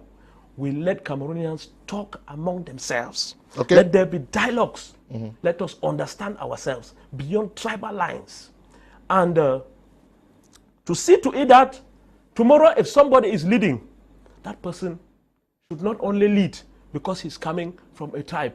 If we accept that he should come from a particular area, it should be because of a logic that we have accepted ourselves.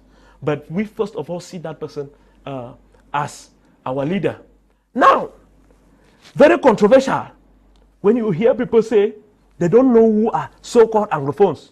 They tell you they want an Anglophone to be president, but they tell you that somebody who has who is married, or what was he saying, Apostle? You are laughing. He was talking to you. He said somebody who has married or somebody whose child has done what? You see, these people who come from the CPDM, they have confusion, Machiavellism in their blood. You know, it doesn't hide. When they start People start appreciating with males and then boom, the truth comes out. Because they are too Machiavellic. They are not straight.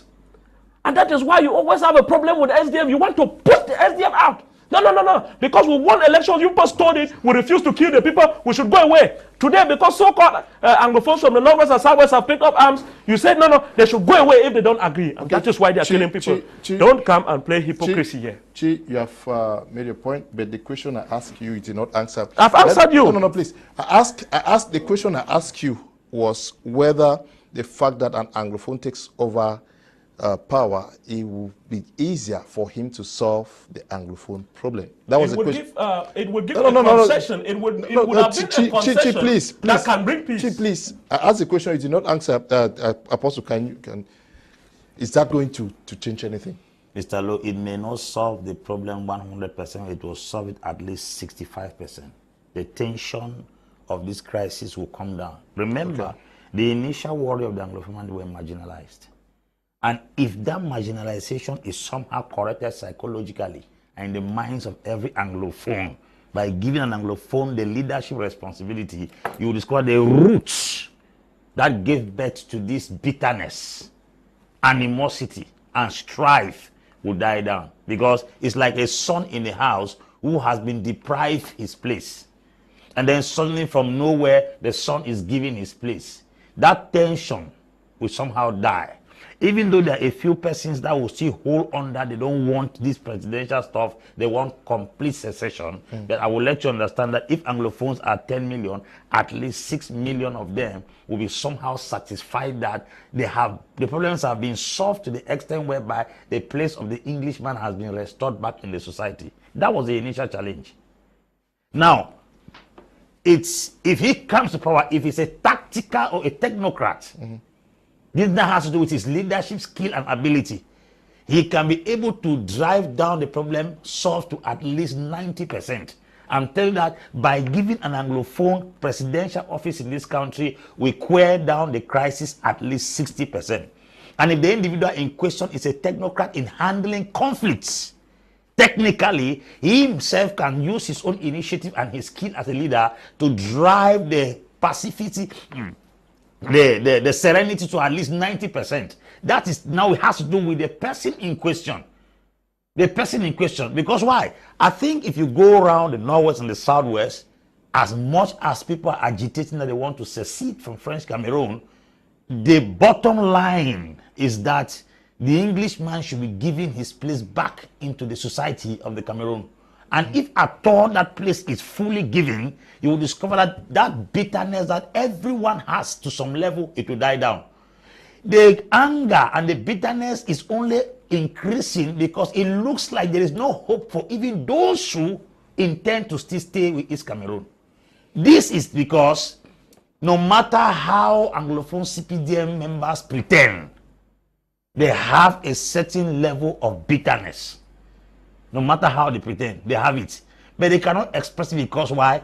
They are probably following party politics, party lines and all stuff. But if at all you want to solve the Anglophone problem, beginning from the embittered members of the CPDM party, as well as any ordinary Anglophone, give an Anglophone, no matter where it's coming from, the responsibility to head this country. If you give that opportunity, this crisis will be resolved at least 60%.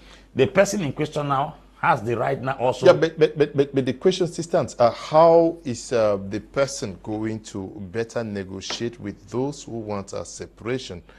Is it going to be more easier because he's an Anglophone? Yes. Or the facts, according to the article, because I don't know why the argument out here is because the debate for tonight, please, if you are watching us, the debate for tonight is based on an article carried by the Guardian Post. You can see it on our background. That is the debate for tonight. Every question I'm asking here tonight comes from that article. That is why I'm struggling that we don't get out of it.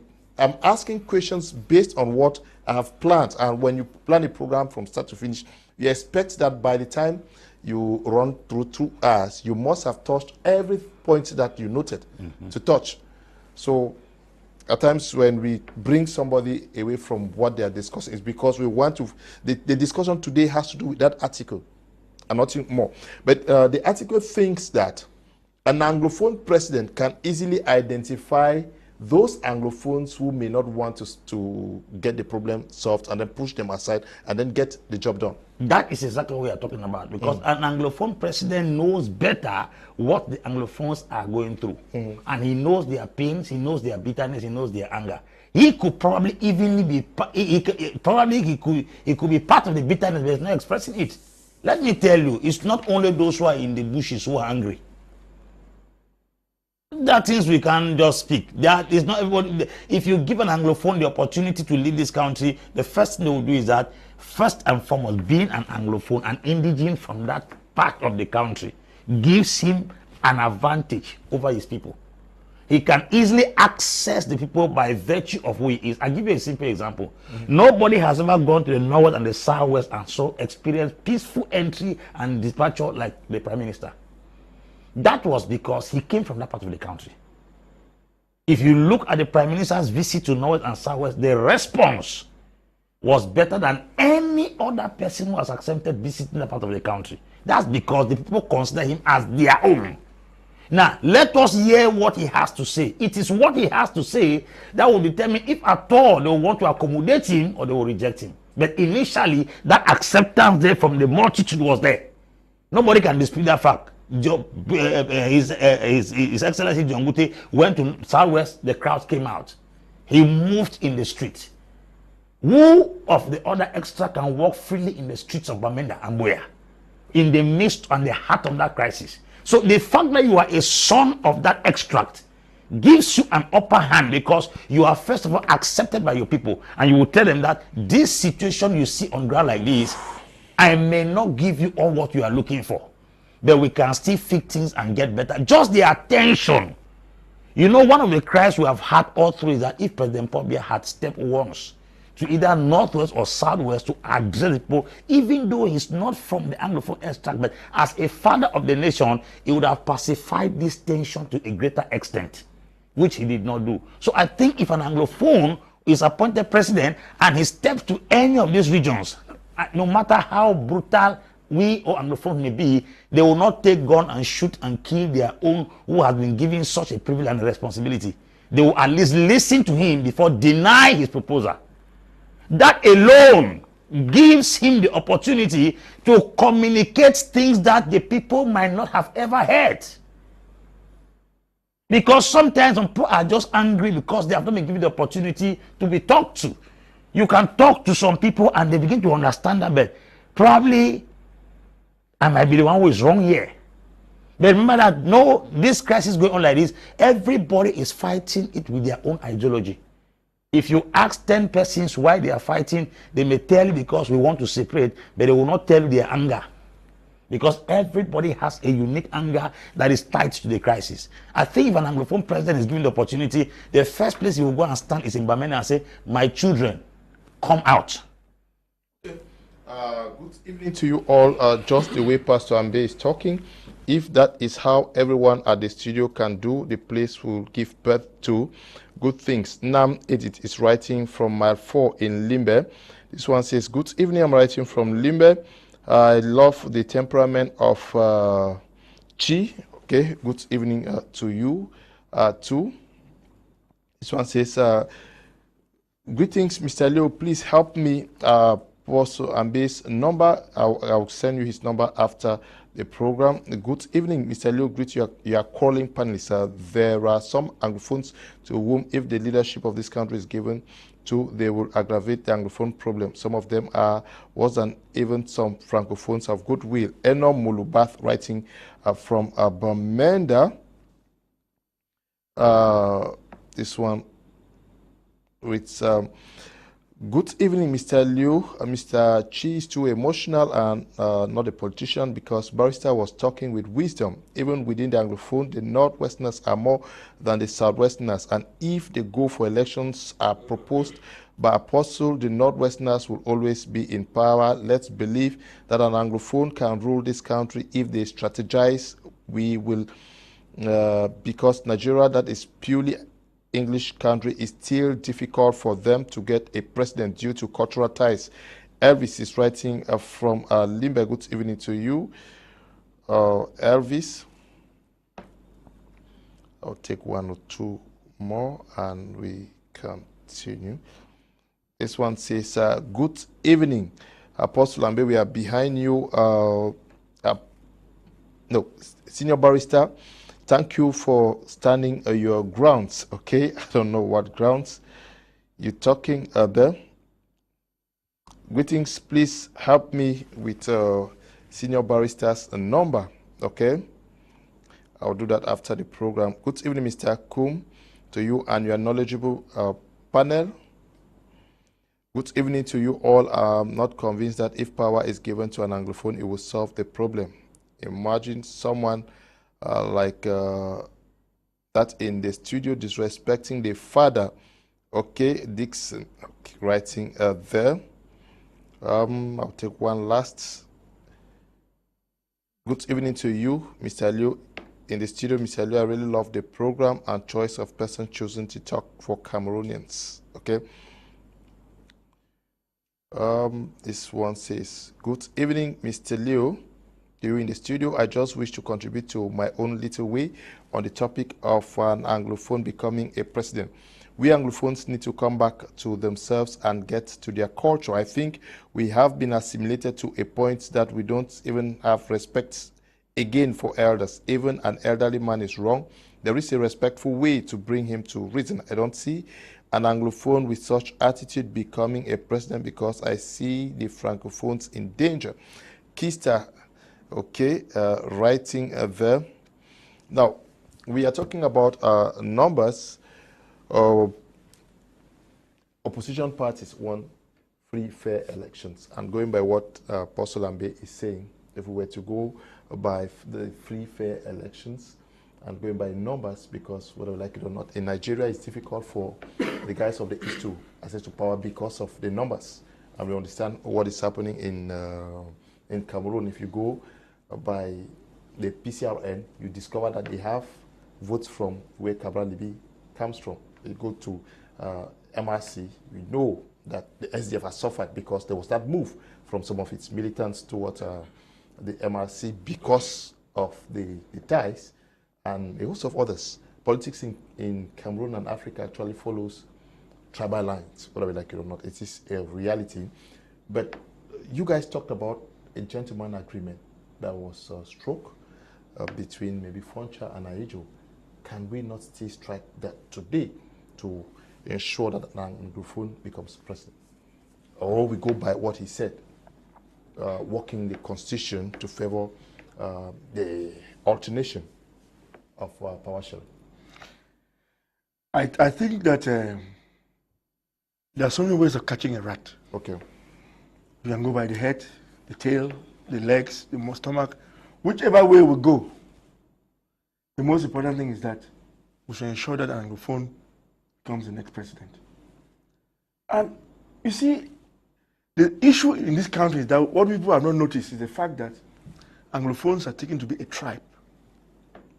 It means what brings us together as Anglophones is stronger than what divides us. And the way the society is, I remember way back in the 80s, early 80s when I went to university, there was a rift in the university between Anglophones and Francophones. It was a matter of insults. They would call us Anglos, we call them Frogs. It evolved. At the same point that we started accepting that we are Anglos, and they started accepting that they are Frogs, and it became a cause for amusement. It never became some sort of an insult. Unlike our parents who went to university in the 60s and 70s, most of them were more matured men than us. They were shying away from the Francophones. So Cameroon has evolved. Some of us have come to embrace the Francophones head on. We don't give you a chance to make sure that you think that I'm second class. I face you mano to mano. And by so doing, the country is moving on in the sense that the majority of Cameroonians have come to understand that the Anglo-Saxon way of doing things is much better because it guarantees more liberties, it guarantees freedom, and it guarantees a good exchange between members of the population. And so what I'm crying most is against these guys who are taking our guns. What has happened? What is happening? There is a mass exodus from the Anglophone zones to the Francophone zones. Look at us. Where are we talking? Can we talk like this in Bamenda? Can we open a studio like that and come and talk in Bamenda freely? Or in Ambe? No, Ambe can be good. Or in Mansa, in Kumbo, or Wum, can we? Can we do this in Kumba? You see, because there's going to be a mass exodus coming this way. What is happening? With time, those who are coming this way will never go back. They will not infiltrate the society, the Francophone society as it is, and our virtues will be seen. And when once our virtues will be seen, that's why we will be easily accepted by the majority. And in 10 years' time from today, whether you like it or not, the children you are going to produce today are going to be Francophones. They have little or nothing to do with your base, even your village. My children were born in the 90s, but I can bet you they have no affiliation with Bamenda because they grew up in Douala. So what these guys with guns have done is they caused this mass exodus. And in 10 years' time, what's going to happen? This myth about Anglophone, Francophone will disappear, whether you like it or not. Because our kids will not have that same mentality. Just imagine the mentality we had in the 60s, our parents, and in the 90s, and in the 20s. It is different. And we are going towards that excellence. If I'm the government, no mincing words, I would like this thing to continue because at the end of the day, all the Anglophones who are writing Anglophones will leave the Anglophone zone to come and to move over to the Francophone zone to have a better life or live or go out of the country. At the end of the day, 10 years from now on, there will be nothing Anglophones or Francophone again. It will be Cameroon. So if we don't see it that way, to start down and preparing ourselves for that, too bad. Anyway, it's a choice. That's why I was saying that those guys, to be the most important, those guys carrying guns, instead of carrying guns to fight whatever, should think of saying, look, let's go for presidency because we need from there, whatever we're fighting for, we may get it, we may get it or get something much better or something towards it than what is going on now. Because what they're busy doing is causing rural exodus, causing exodus from Francophone zone to Anglophone zone to Francophone zone. And by so doing, in 10 years' time, our children will be old men then, our children will not look at it as you and me look at it now. Okay. Chi, I understand that the SDF is a national party. You will not want to see things from the Anglophone, Francophone prism.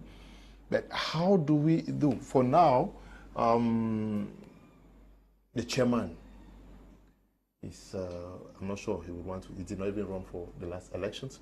Are we saying that within the SDF, it doesn't matter who bears the flag to become the next president of Cameroon? You are going for meritocracy. The best person stands to build and develop Cameroon.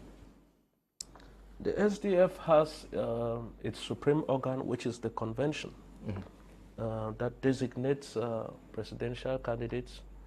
And when such an opportunity presents itself, or in very exceptional circumstances, the NEC can also decide. But whenever such an opportunity presents itself, I think that the convention or the NEC will be better placed after analyzing a very complex situation as it is to decide who they present as a presidential candidate. That said, like I've said and insisted, that looking for a mechanism to give power to a so-called Anglophone at this moment will only be a concession or simply giving what is due. And then, of course, it is possible that that concession can kind of, give a peaceful, kind of atmosphere with respect to what is going on. If the person who comes up has the means to actually effect some change, because, well, one of the things we know about the resignation of Foncha is that even though he was vice president and prime minister of southern Cameroon, he found himself totally incapable to effect change, maybe because he was vice president.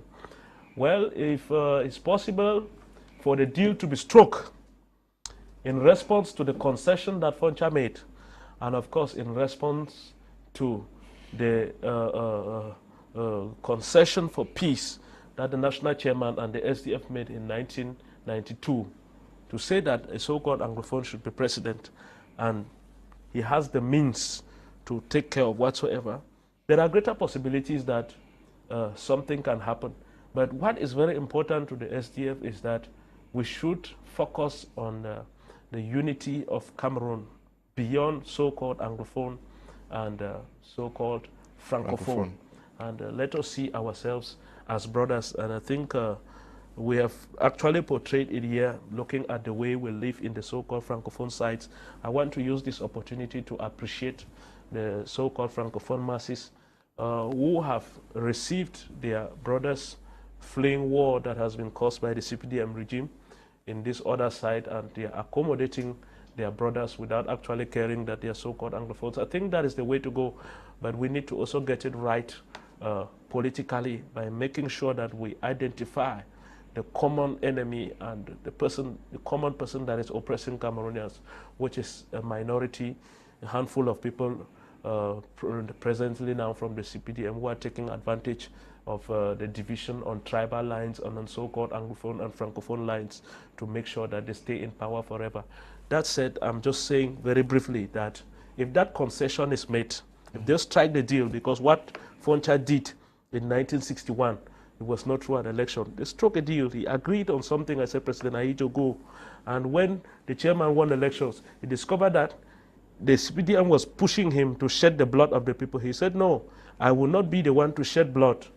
He allowed it, and they said go, and today they are using it as weakness against the chairman because the chairman preferred the lives of the people. I think the people are best placed to judge. But if they strike that deal and give back power to a so-called Anglophone, irrespective of where he comes from, it is a step, it could be a good step towards achieving peace. Meanwhile, more is left to be done to reunite Cameroonians beyond Anglophone, Francophone leanings, beyond tribal leanings. And very briefly, this one is very important to me, the Anglo-Saxon issue and the Francophone kind of system of whatsoever.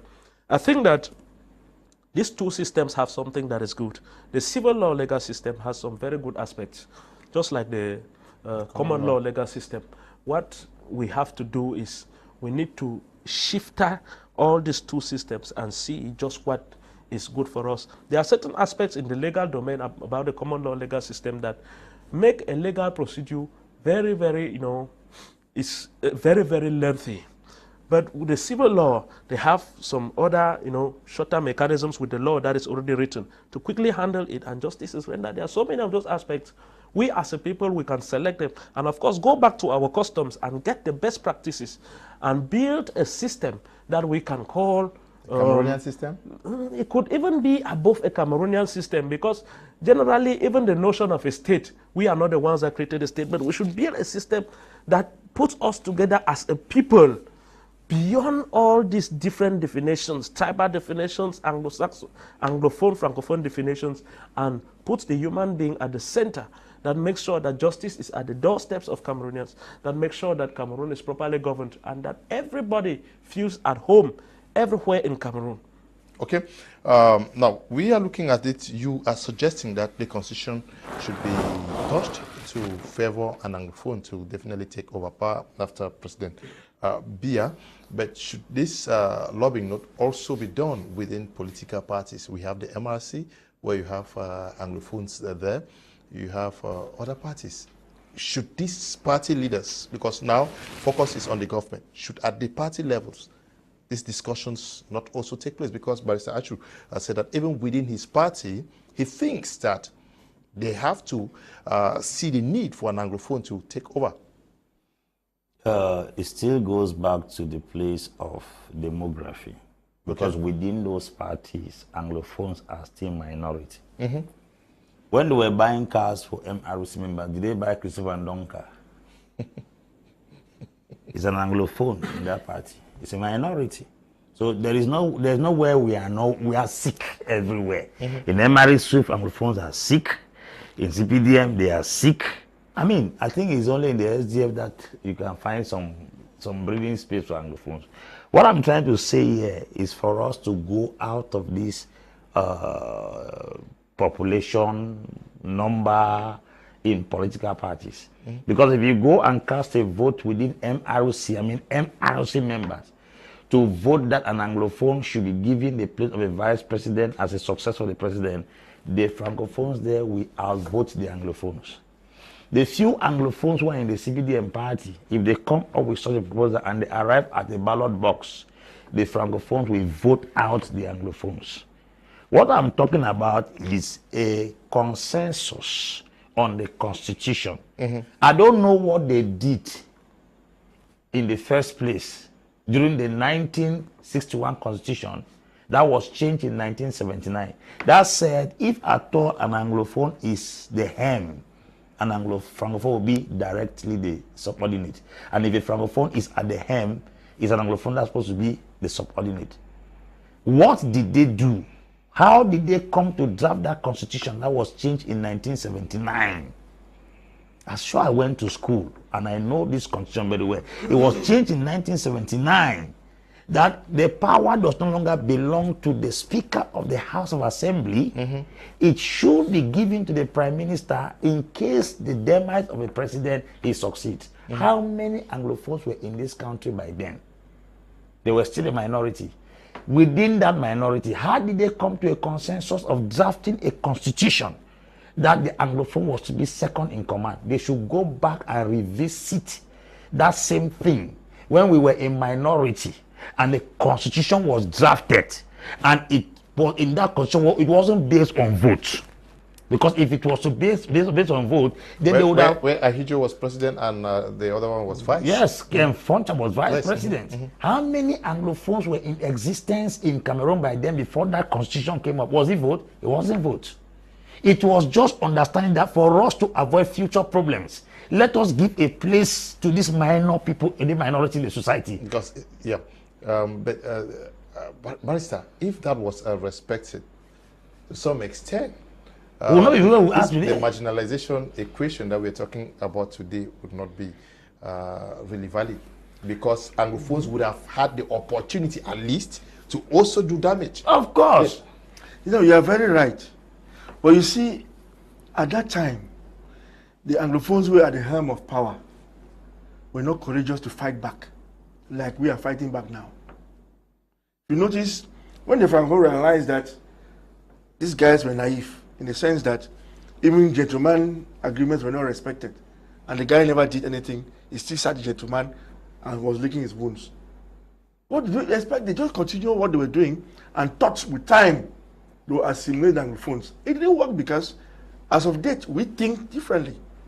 We think of a Cameroon where everything has to be equal, and we have to make sure that the system is balanced. We are not a tribe. We are part of this country that came from a decentralized system by indirect rule from England to join our brothers. But when we did that, there were agreements in those days. Fine. But those who were there then, let it happen. So I say I don't like crying over spilled milk. To me, that is spilled milk. What should we do today to right some of these wrongs that were done, to correct some of these mistakes that were done? How should we handle it? And to me, that's why I'm saying that the first thing is going for the presidency, because that is where decisions are taken in this country. How do we get there? How do we get there? That's the problem. If we get there in these first ranks, we will lose. We have to now get there in close ranks and see the strongest man who can be the person and stand behind him. If we don't do that, we still continue fighting each other, even on party lines. I'm afraid. If we stand behind him, is it too bad? If we stand, as you said, we stand beside election is the dictatorship of the majority. What does the majority think? Are they going to follow you or follow us? But in any case, with the infiltration of the Anglo-Saxon system now in the Cameroon, it is everybody, even the Francophones, are more attractive to the Anglo-Saxon way of doing things in such a way that they will support an Anglophone candidate anytime. Okay, I strongly believe in that. I want us to look at demographics, because seemingly almost everybody is saying here that Francophone candidates will receive the votes of the Francophone, and Anglophone candidate will receive a minority vote. Do we agree in Cameroon that politics to a very large extent is tribalized? Of course. That is, yes. And if that is the case, in the Francophone Cameroon, agree. yes. If that, But not in Anglophone Cameroon. If that is the case, I want us to really be practical. That we have a Francophone candidate who is a Bamileke. We have another Francophone candidate who is a Northeast. We have another Francophone candidate who is a Beti. And then we have another candidate who is an Anglophone. Why don't we think that this split between those who vote the Betis will vote the Betis, the Northerners who vote the Northeast, and then maybe the Bamilekes who vote the Bamileke person, all of this will play in the hands of the Anglophone. Why do we really think are defeated? The Northerners will vote because they are more populated than even all the entire Anglophone. Yes, but then why don't we think that the Francophones may also share their votes, and then the Anglophone will place his card very well, because there is also a possibility for the Anglophone to get some votes from here. Mr. Leo, we are living in what you are saying is an illusion. Okay. What you are saying right now is an illusion. People in countries don't go for election with illusions. They go knowing what they are going to do to grabs. CPDM has been winning election in this country. They don't win when they vote. Yeah, but they go with them. When you say, why don't we think that you said in Nigeria that it is very difficult for somebody from the east to win because the guys in the north, they vote their person, or the guys in the west, they also vote their person. Of course. But that is exactly what I'm demonstrating here. That's what I'm telling you. You say, why don't we think that some Anglophone may join the Anglophone to vote and then conquer the Northeast? Yeah, but I mentioned the Northeast here, they are more populated. If we have 4 or 5 Francophone candidates and then you have an Anglophone candidate, why don't you think it will work? Mr. Kum, you are challenging the rationality of the Cameroonian electorate to be able to think that irrespective of the origin of somebody, if that person is credible and can actually deliver, that person should be seen from everywhere. Yes, and I'm telling you that the party from which I am coming from, I still keep mentioning that icon, because if we are talking about so-called Anglophones today, the chairman is the only Anglophone, so-called Anglophone, that has proven that his origin does not determine whether he is accepted by others or not, because he was actually accepted and voted in 1992. You know, the problem is that Barrister is saying that he does not know by what mechanism. Let me suggest to him a mechanism. It's very simple. Since the CPDM has agreed, because the logic of the CPDM now is this. Let me say it here and very clear. The logic of the CPDM now is that if there is a next president of this country, it should only come from them. That is the occultic logic of the CPDM. They are playing, you know, they are confused of what mechanism now. But is it because is it not rational? No, if the playground is level, they are afraid that they will not pass.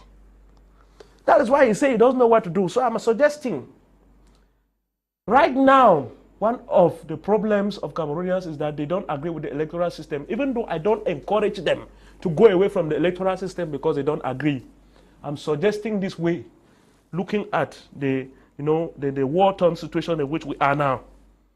Tell your party hierarchy that, please, can we have a consensual electoral code so that even within us in the CPDM, we can be very sure that if we are going in for elections, there will not be fraud even within the CPDM. Because as we are talking today, even within the CPDM, they don't practice the unique ballot paper. Even within the CPDM, I'm sure he can even contest the kind of elections they do within the CPDM. Maybe he may not have the courage to say it, yeah. So can you tell them that, can we have a consensual electoral code? Even if it is not perfect, it should be something that is generally accepted. If you don't want that, you will probably want to go to some kind of different kind of negotiations, struggling, that it must be a CPDM man. To land on that, I want to say that the chairman Frundi in the center is called Jean Fudandi by the people of the center. Jean Fudandi. Because he has portrayed to them that he is their brother, he is their son, he is their child. They have similar problems. They have similar problems. Even though others have not picked up weapons in other sides today, and this, what is happening in the so-called Anglophone side now, is not the first time. People have picked up weapons in the so-called Francophone side in the past. Because there is a burning problem of bad governance, and people are suffering. And the chairman went to the people and said, look, me, this countryman, and he was dressing with his traditional attire, some of them used to call it juju clothes, but he went to the people and told them, see, this is me, this is what I have. And the rationality of the Cameroonian voter at the time directed them to give their votes to the chairman. But unfortunately, those that put us in the situation where we are, which is the CPDM regime, refused to give Cameroonians a chance to build a Cameroon that was beyond so-called Anglophone, beyond so-called Francophone, with the election of the chairman, Nijon, because he had an opportunity to cement the unity of this country. That said, what we are saying is that they should look at the electoral code, make it a consensual one. Let us sit and make the electoral code a consensual one. And it is not about the issue of majority and minority, because even in a democracy, the minority have rights, and such rights are respected. Take the Quebec model, you will see what is happening there. You are going back to and what then Apostle they should is come. saying. Now, another mechanism could be... You are going back to what Apostle is saying, because the rights of a minority are guaranteed in a constitution. Of course. So, and for that to happen, we need to... There are a lot of negotiations that have to take place. And then again, to come now to the mechanism that they may be very comfortable with, let them think about the concession that was made by John Foncha. Let them think about the concession that was made by the chairman Frundi for the lives of Cameroonians, and the lives of Cameroonians are going today. Let them think about that before thinking about party interest and carry out similar negotiations in light of bringing peace. Such negotiations could end up with a so-called Anglophone becoming president, and the outcome could be very positive. But ultimately, we should have a good electoral system. Okay, fine talk, Pastor Ambe. Go before my brother. Okay, Emil Jotin writing there says, I am very happy with Barrister this evening. For once, he has joined our camp. Daisy from Kumasi, just like Apostle Ambe said, the best thing is for the constitution be changed such that the presidency is rotatory. Emil says very correct. Apostle Ambe, if we go by the level ground, like he's suggesting, he says consensual electoral code, if that is done, would that guarantee an Anglophone becoming president?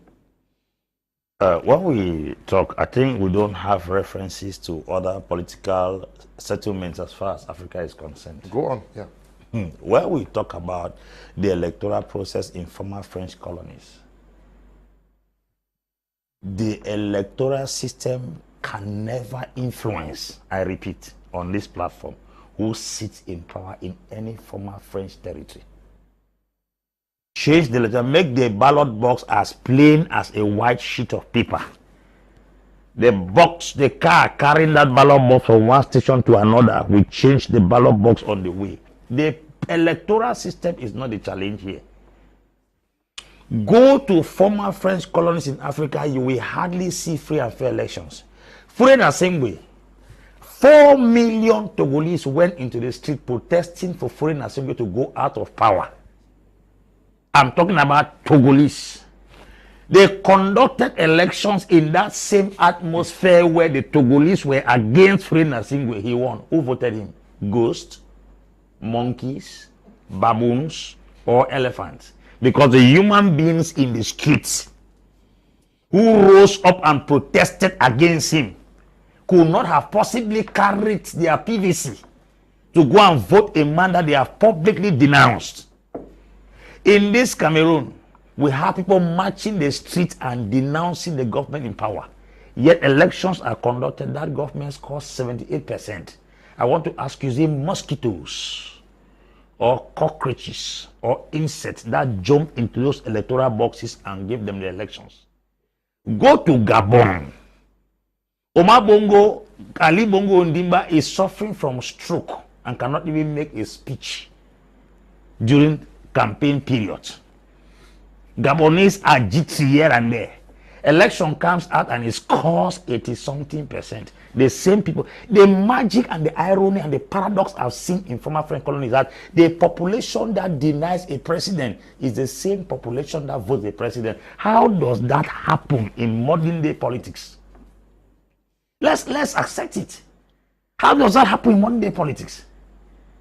That you see Ivorians are protesting against Alassane Dramane Ouattara for changing constitution. And then the election comes up, Ouattara wins. Who came to Ivory Coast and voted the same people they were contesting against? Please, let us stop this issue of electoral system. The presidents that have come to this country of ours, I repeat here, elections were not conducted. After French Cameroon joined British Cameroon, Poncha and Yaijo did not contest for who would be national president. There was an automatic handover of power to Yaijo while Poncha served as vice president. After the country came under the unitary system, which was United Republic, in 1966 a single party was created. A constitutional change brought the present president in power. There was an arrangement. An understanding. In 1958, André Marimbida was appointed French Prime Minister, first French Prime Minister in this country. I'm telling you that if an Anglophone has to rule, take that ballot box and keep somewhere. Let us sit on that constitution and put a vice presidential position, just like the way Suluhu came to power in Tanzania after the demise of John Pombe Joseph Magufuli, which was constitutional for her to come to power. You put elections, Suluhu will never win in Tanzania. This is constitution that gives the weak, the minority, the disadvantaged, the opportunity to meander their way into power. The court, which is the constitution, is the only place that an individual can win a community. That's why they call the court the voice of the voiceless. If the voiceless in this Cameroon court Anglophones will one day rise to prominence, it has to do with the courts where judgment is passed, not where votes are conducted. Because in terms of demography, we don't have the number. In terms of those who manage the activities in the electoral domain, we don't have the number. In terms of all the divisions in this country, we don't have the number where the elections are conducted. It is the DOs that conduct elections in their respective communities. How many of these Anglophones are DOs in the almost how many 52 divisions in this country? So you are telling me that by some magic and some providence will emerge from the blues. It is Elekam that elections. Yes, but that has been your wish. You have been campaigning for an Anglophone to be president. I'm sure you're going to continue. How do we get it done? I don't share the idea of Apostle that only Anglophones will vote an Anglophone candidate. Okay. First and foremost, that's not true. Cameroonians will vote an Anglophone candidate anytime. I know that somebody like Elimbi Lobe, he has been advocating for an Anglophone to become the next president. Yeah. Many Francophones have been very outspoken about it.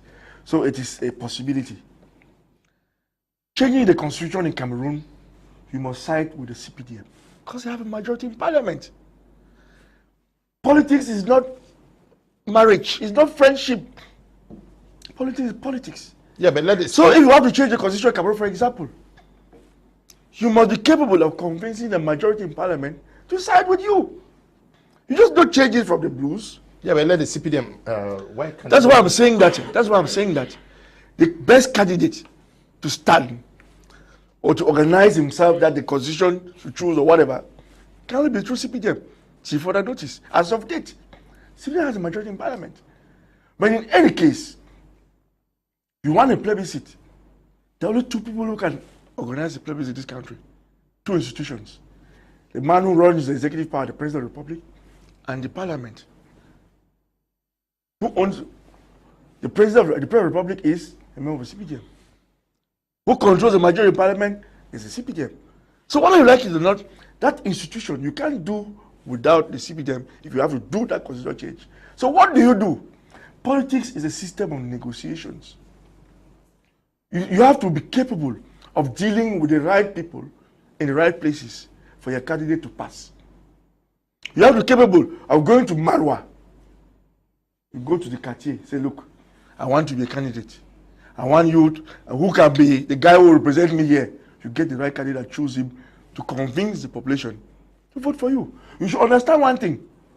This crowd that you see the march for somebody over some idea is just an unruly horse. You can make that crowd to march, but you cannot force it to go and drink water. So that same crowd, as you already say, you are wondering if the cockroaches have voted in Togo. That same people went and voted, if you don't know. But by the time they are voting, the political negotiations have been carried out.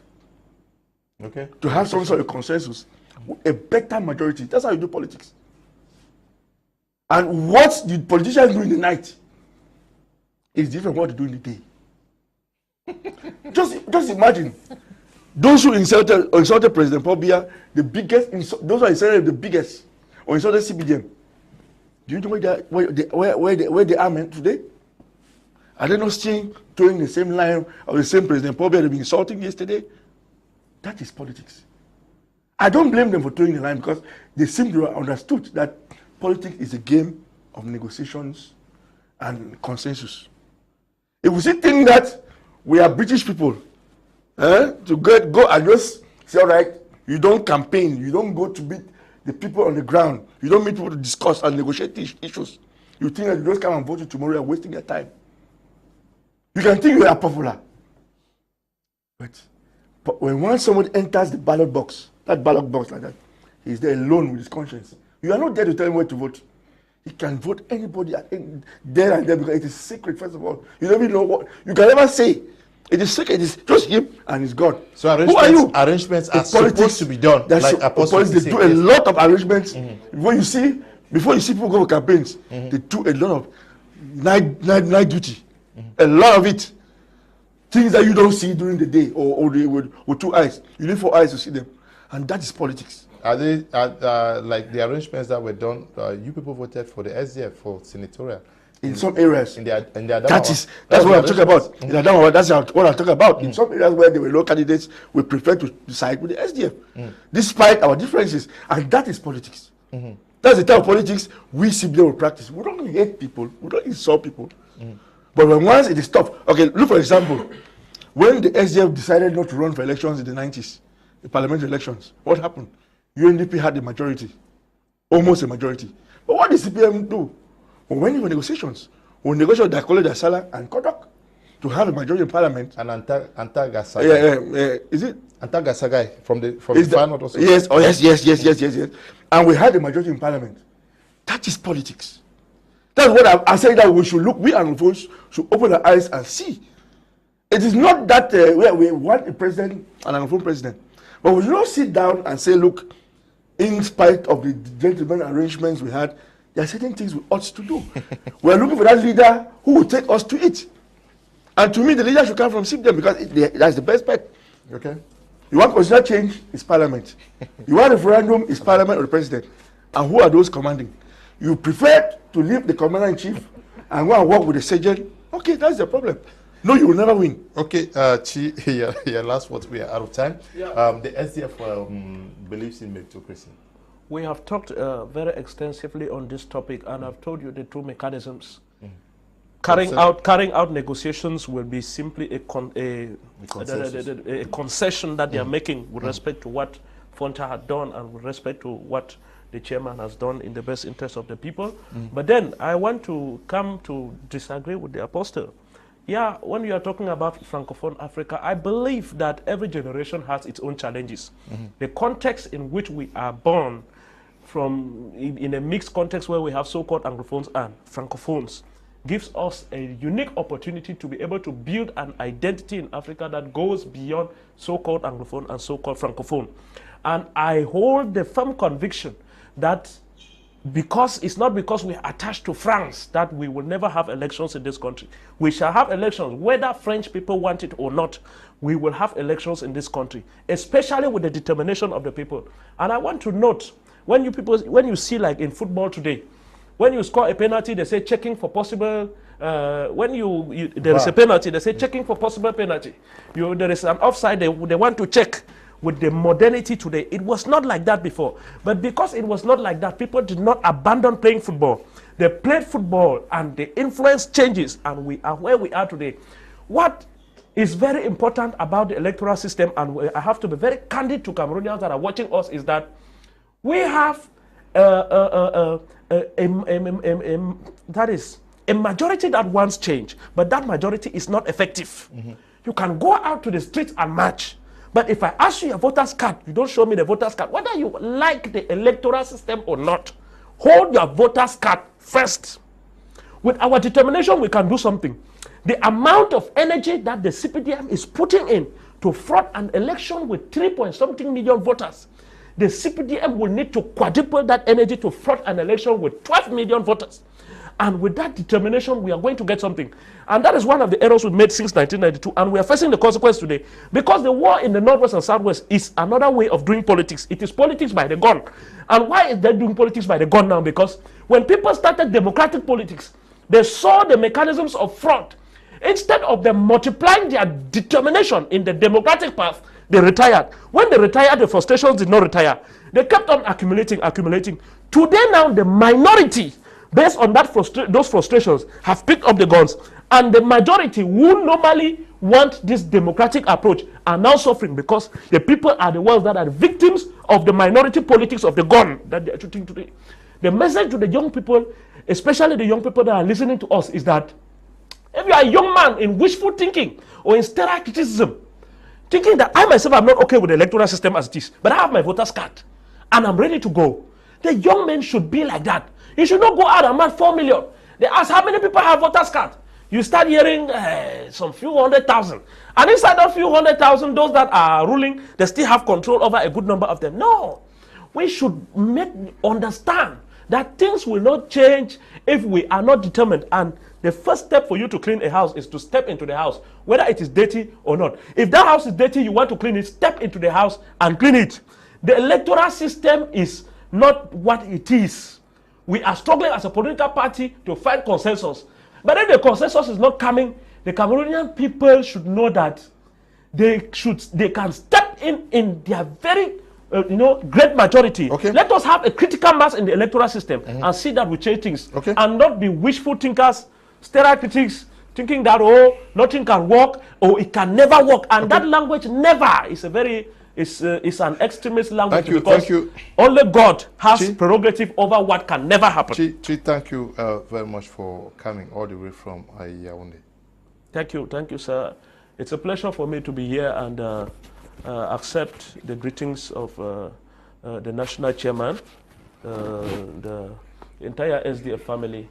It's a wonderful opportunity to have to be on my media prime again. And thank you too for the great work you are doing to edify the people, because by the quality of your programs, you have been very, very innovative in framing your topics.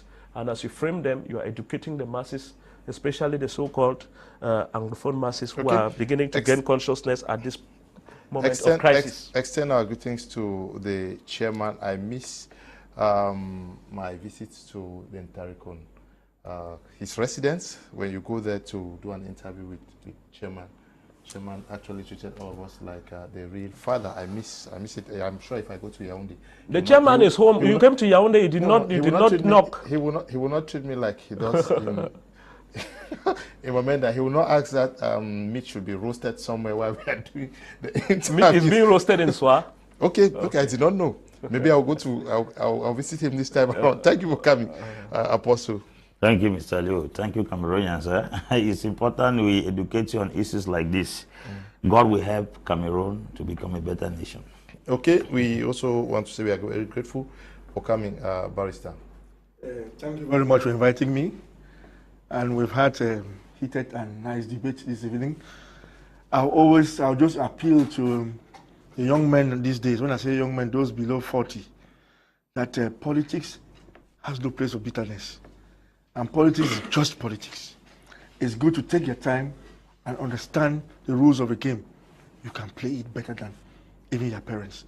Our parents were not as intelligent as we are today. Let's strive to do better than them. Okay. We want to thank you, Desmond and Eli. It was heated. That is also our Anglo-Saxonness. We get angry, we criticize, but it is, yes, it is earning so well. I'm sure after this we're sharing a bottle of beer somewhere around Bona Musadi. Thank you all for watching. Stay blessed. Bye-bye.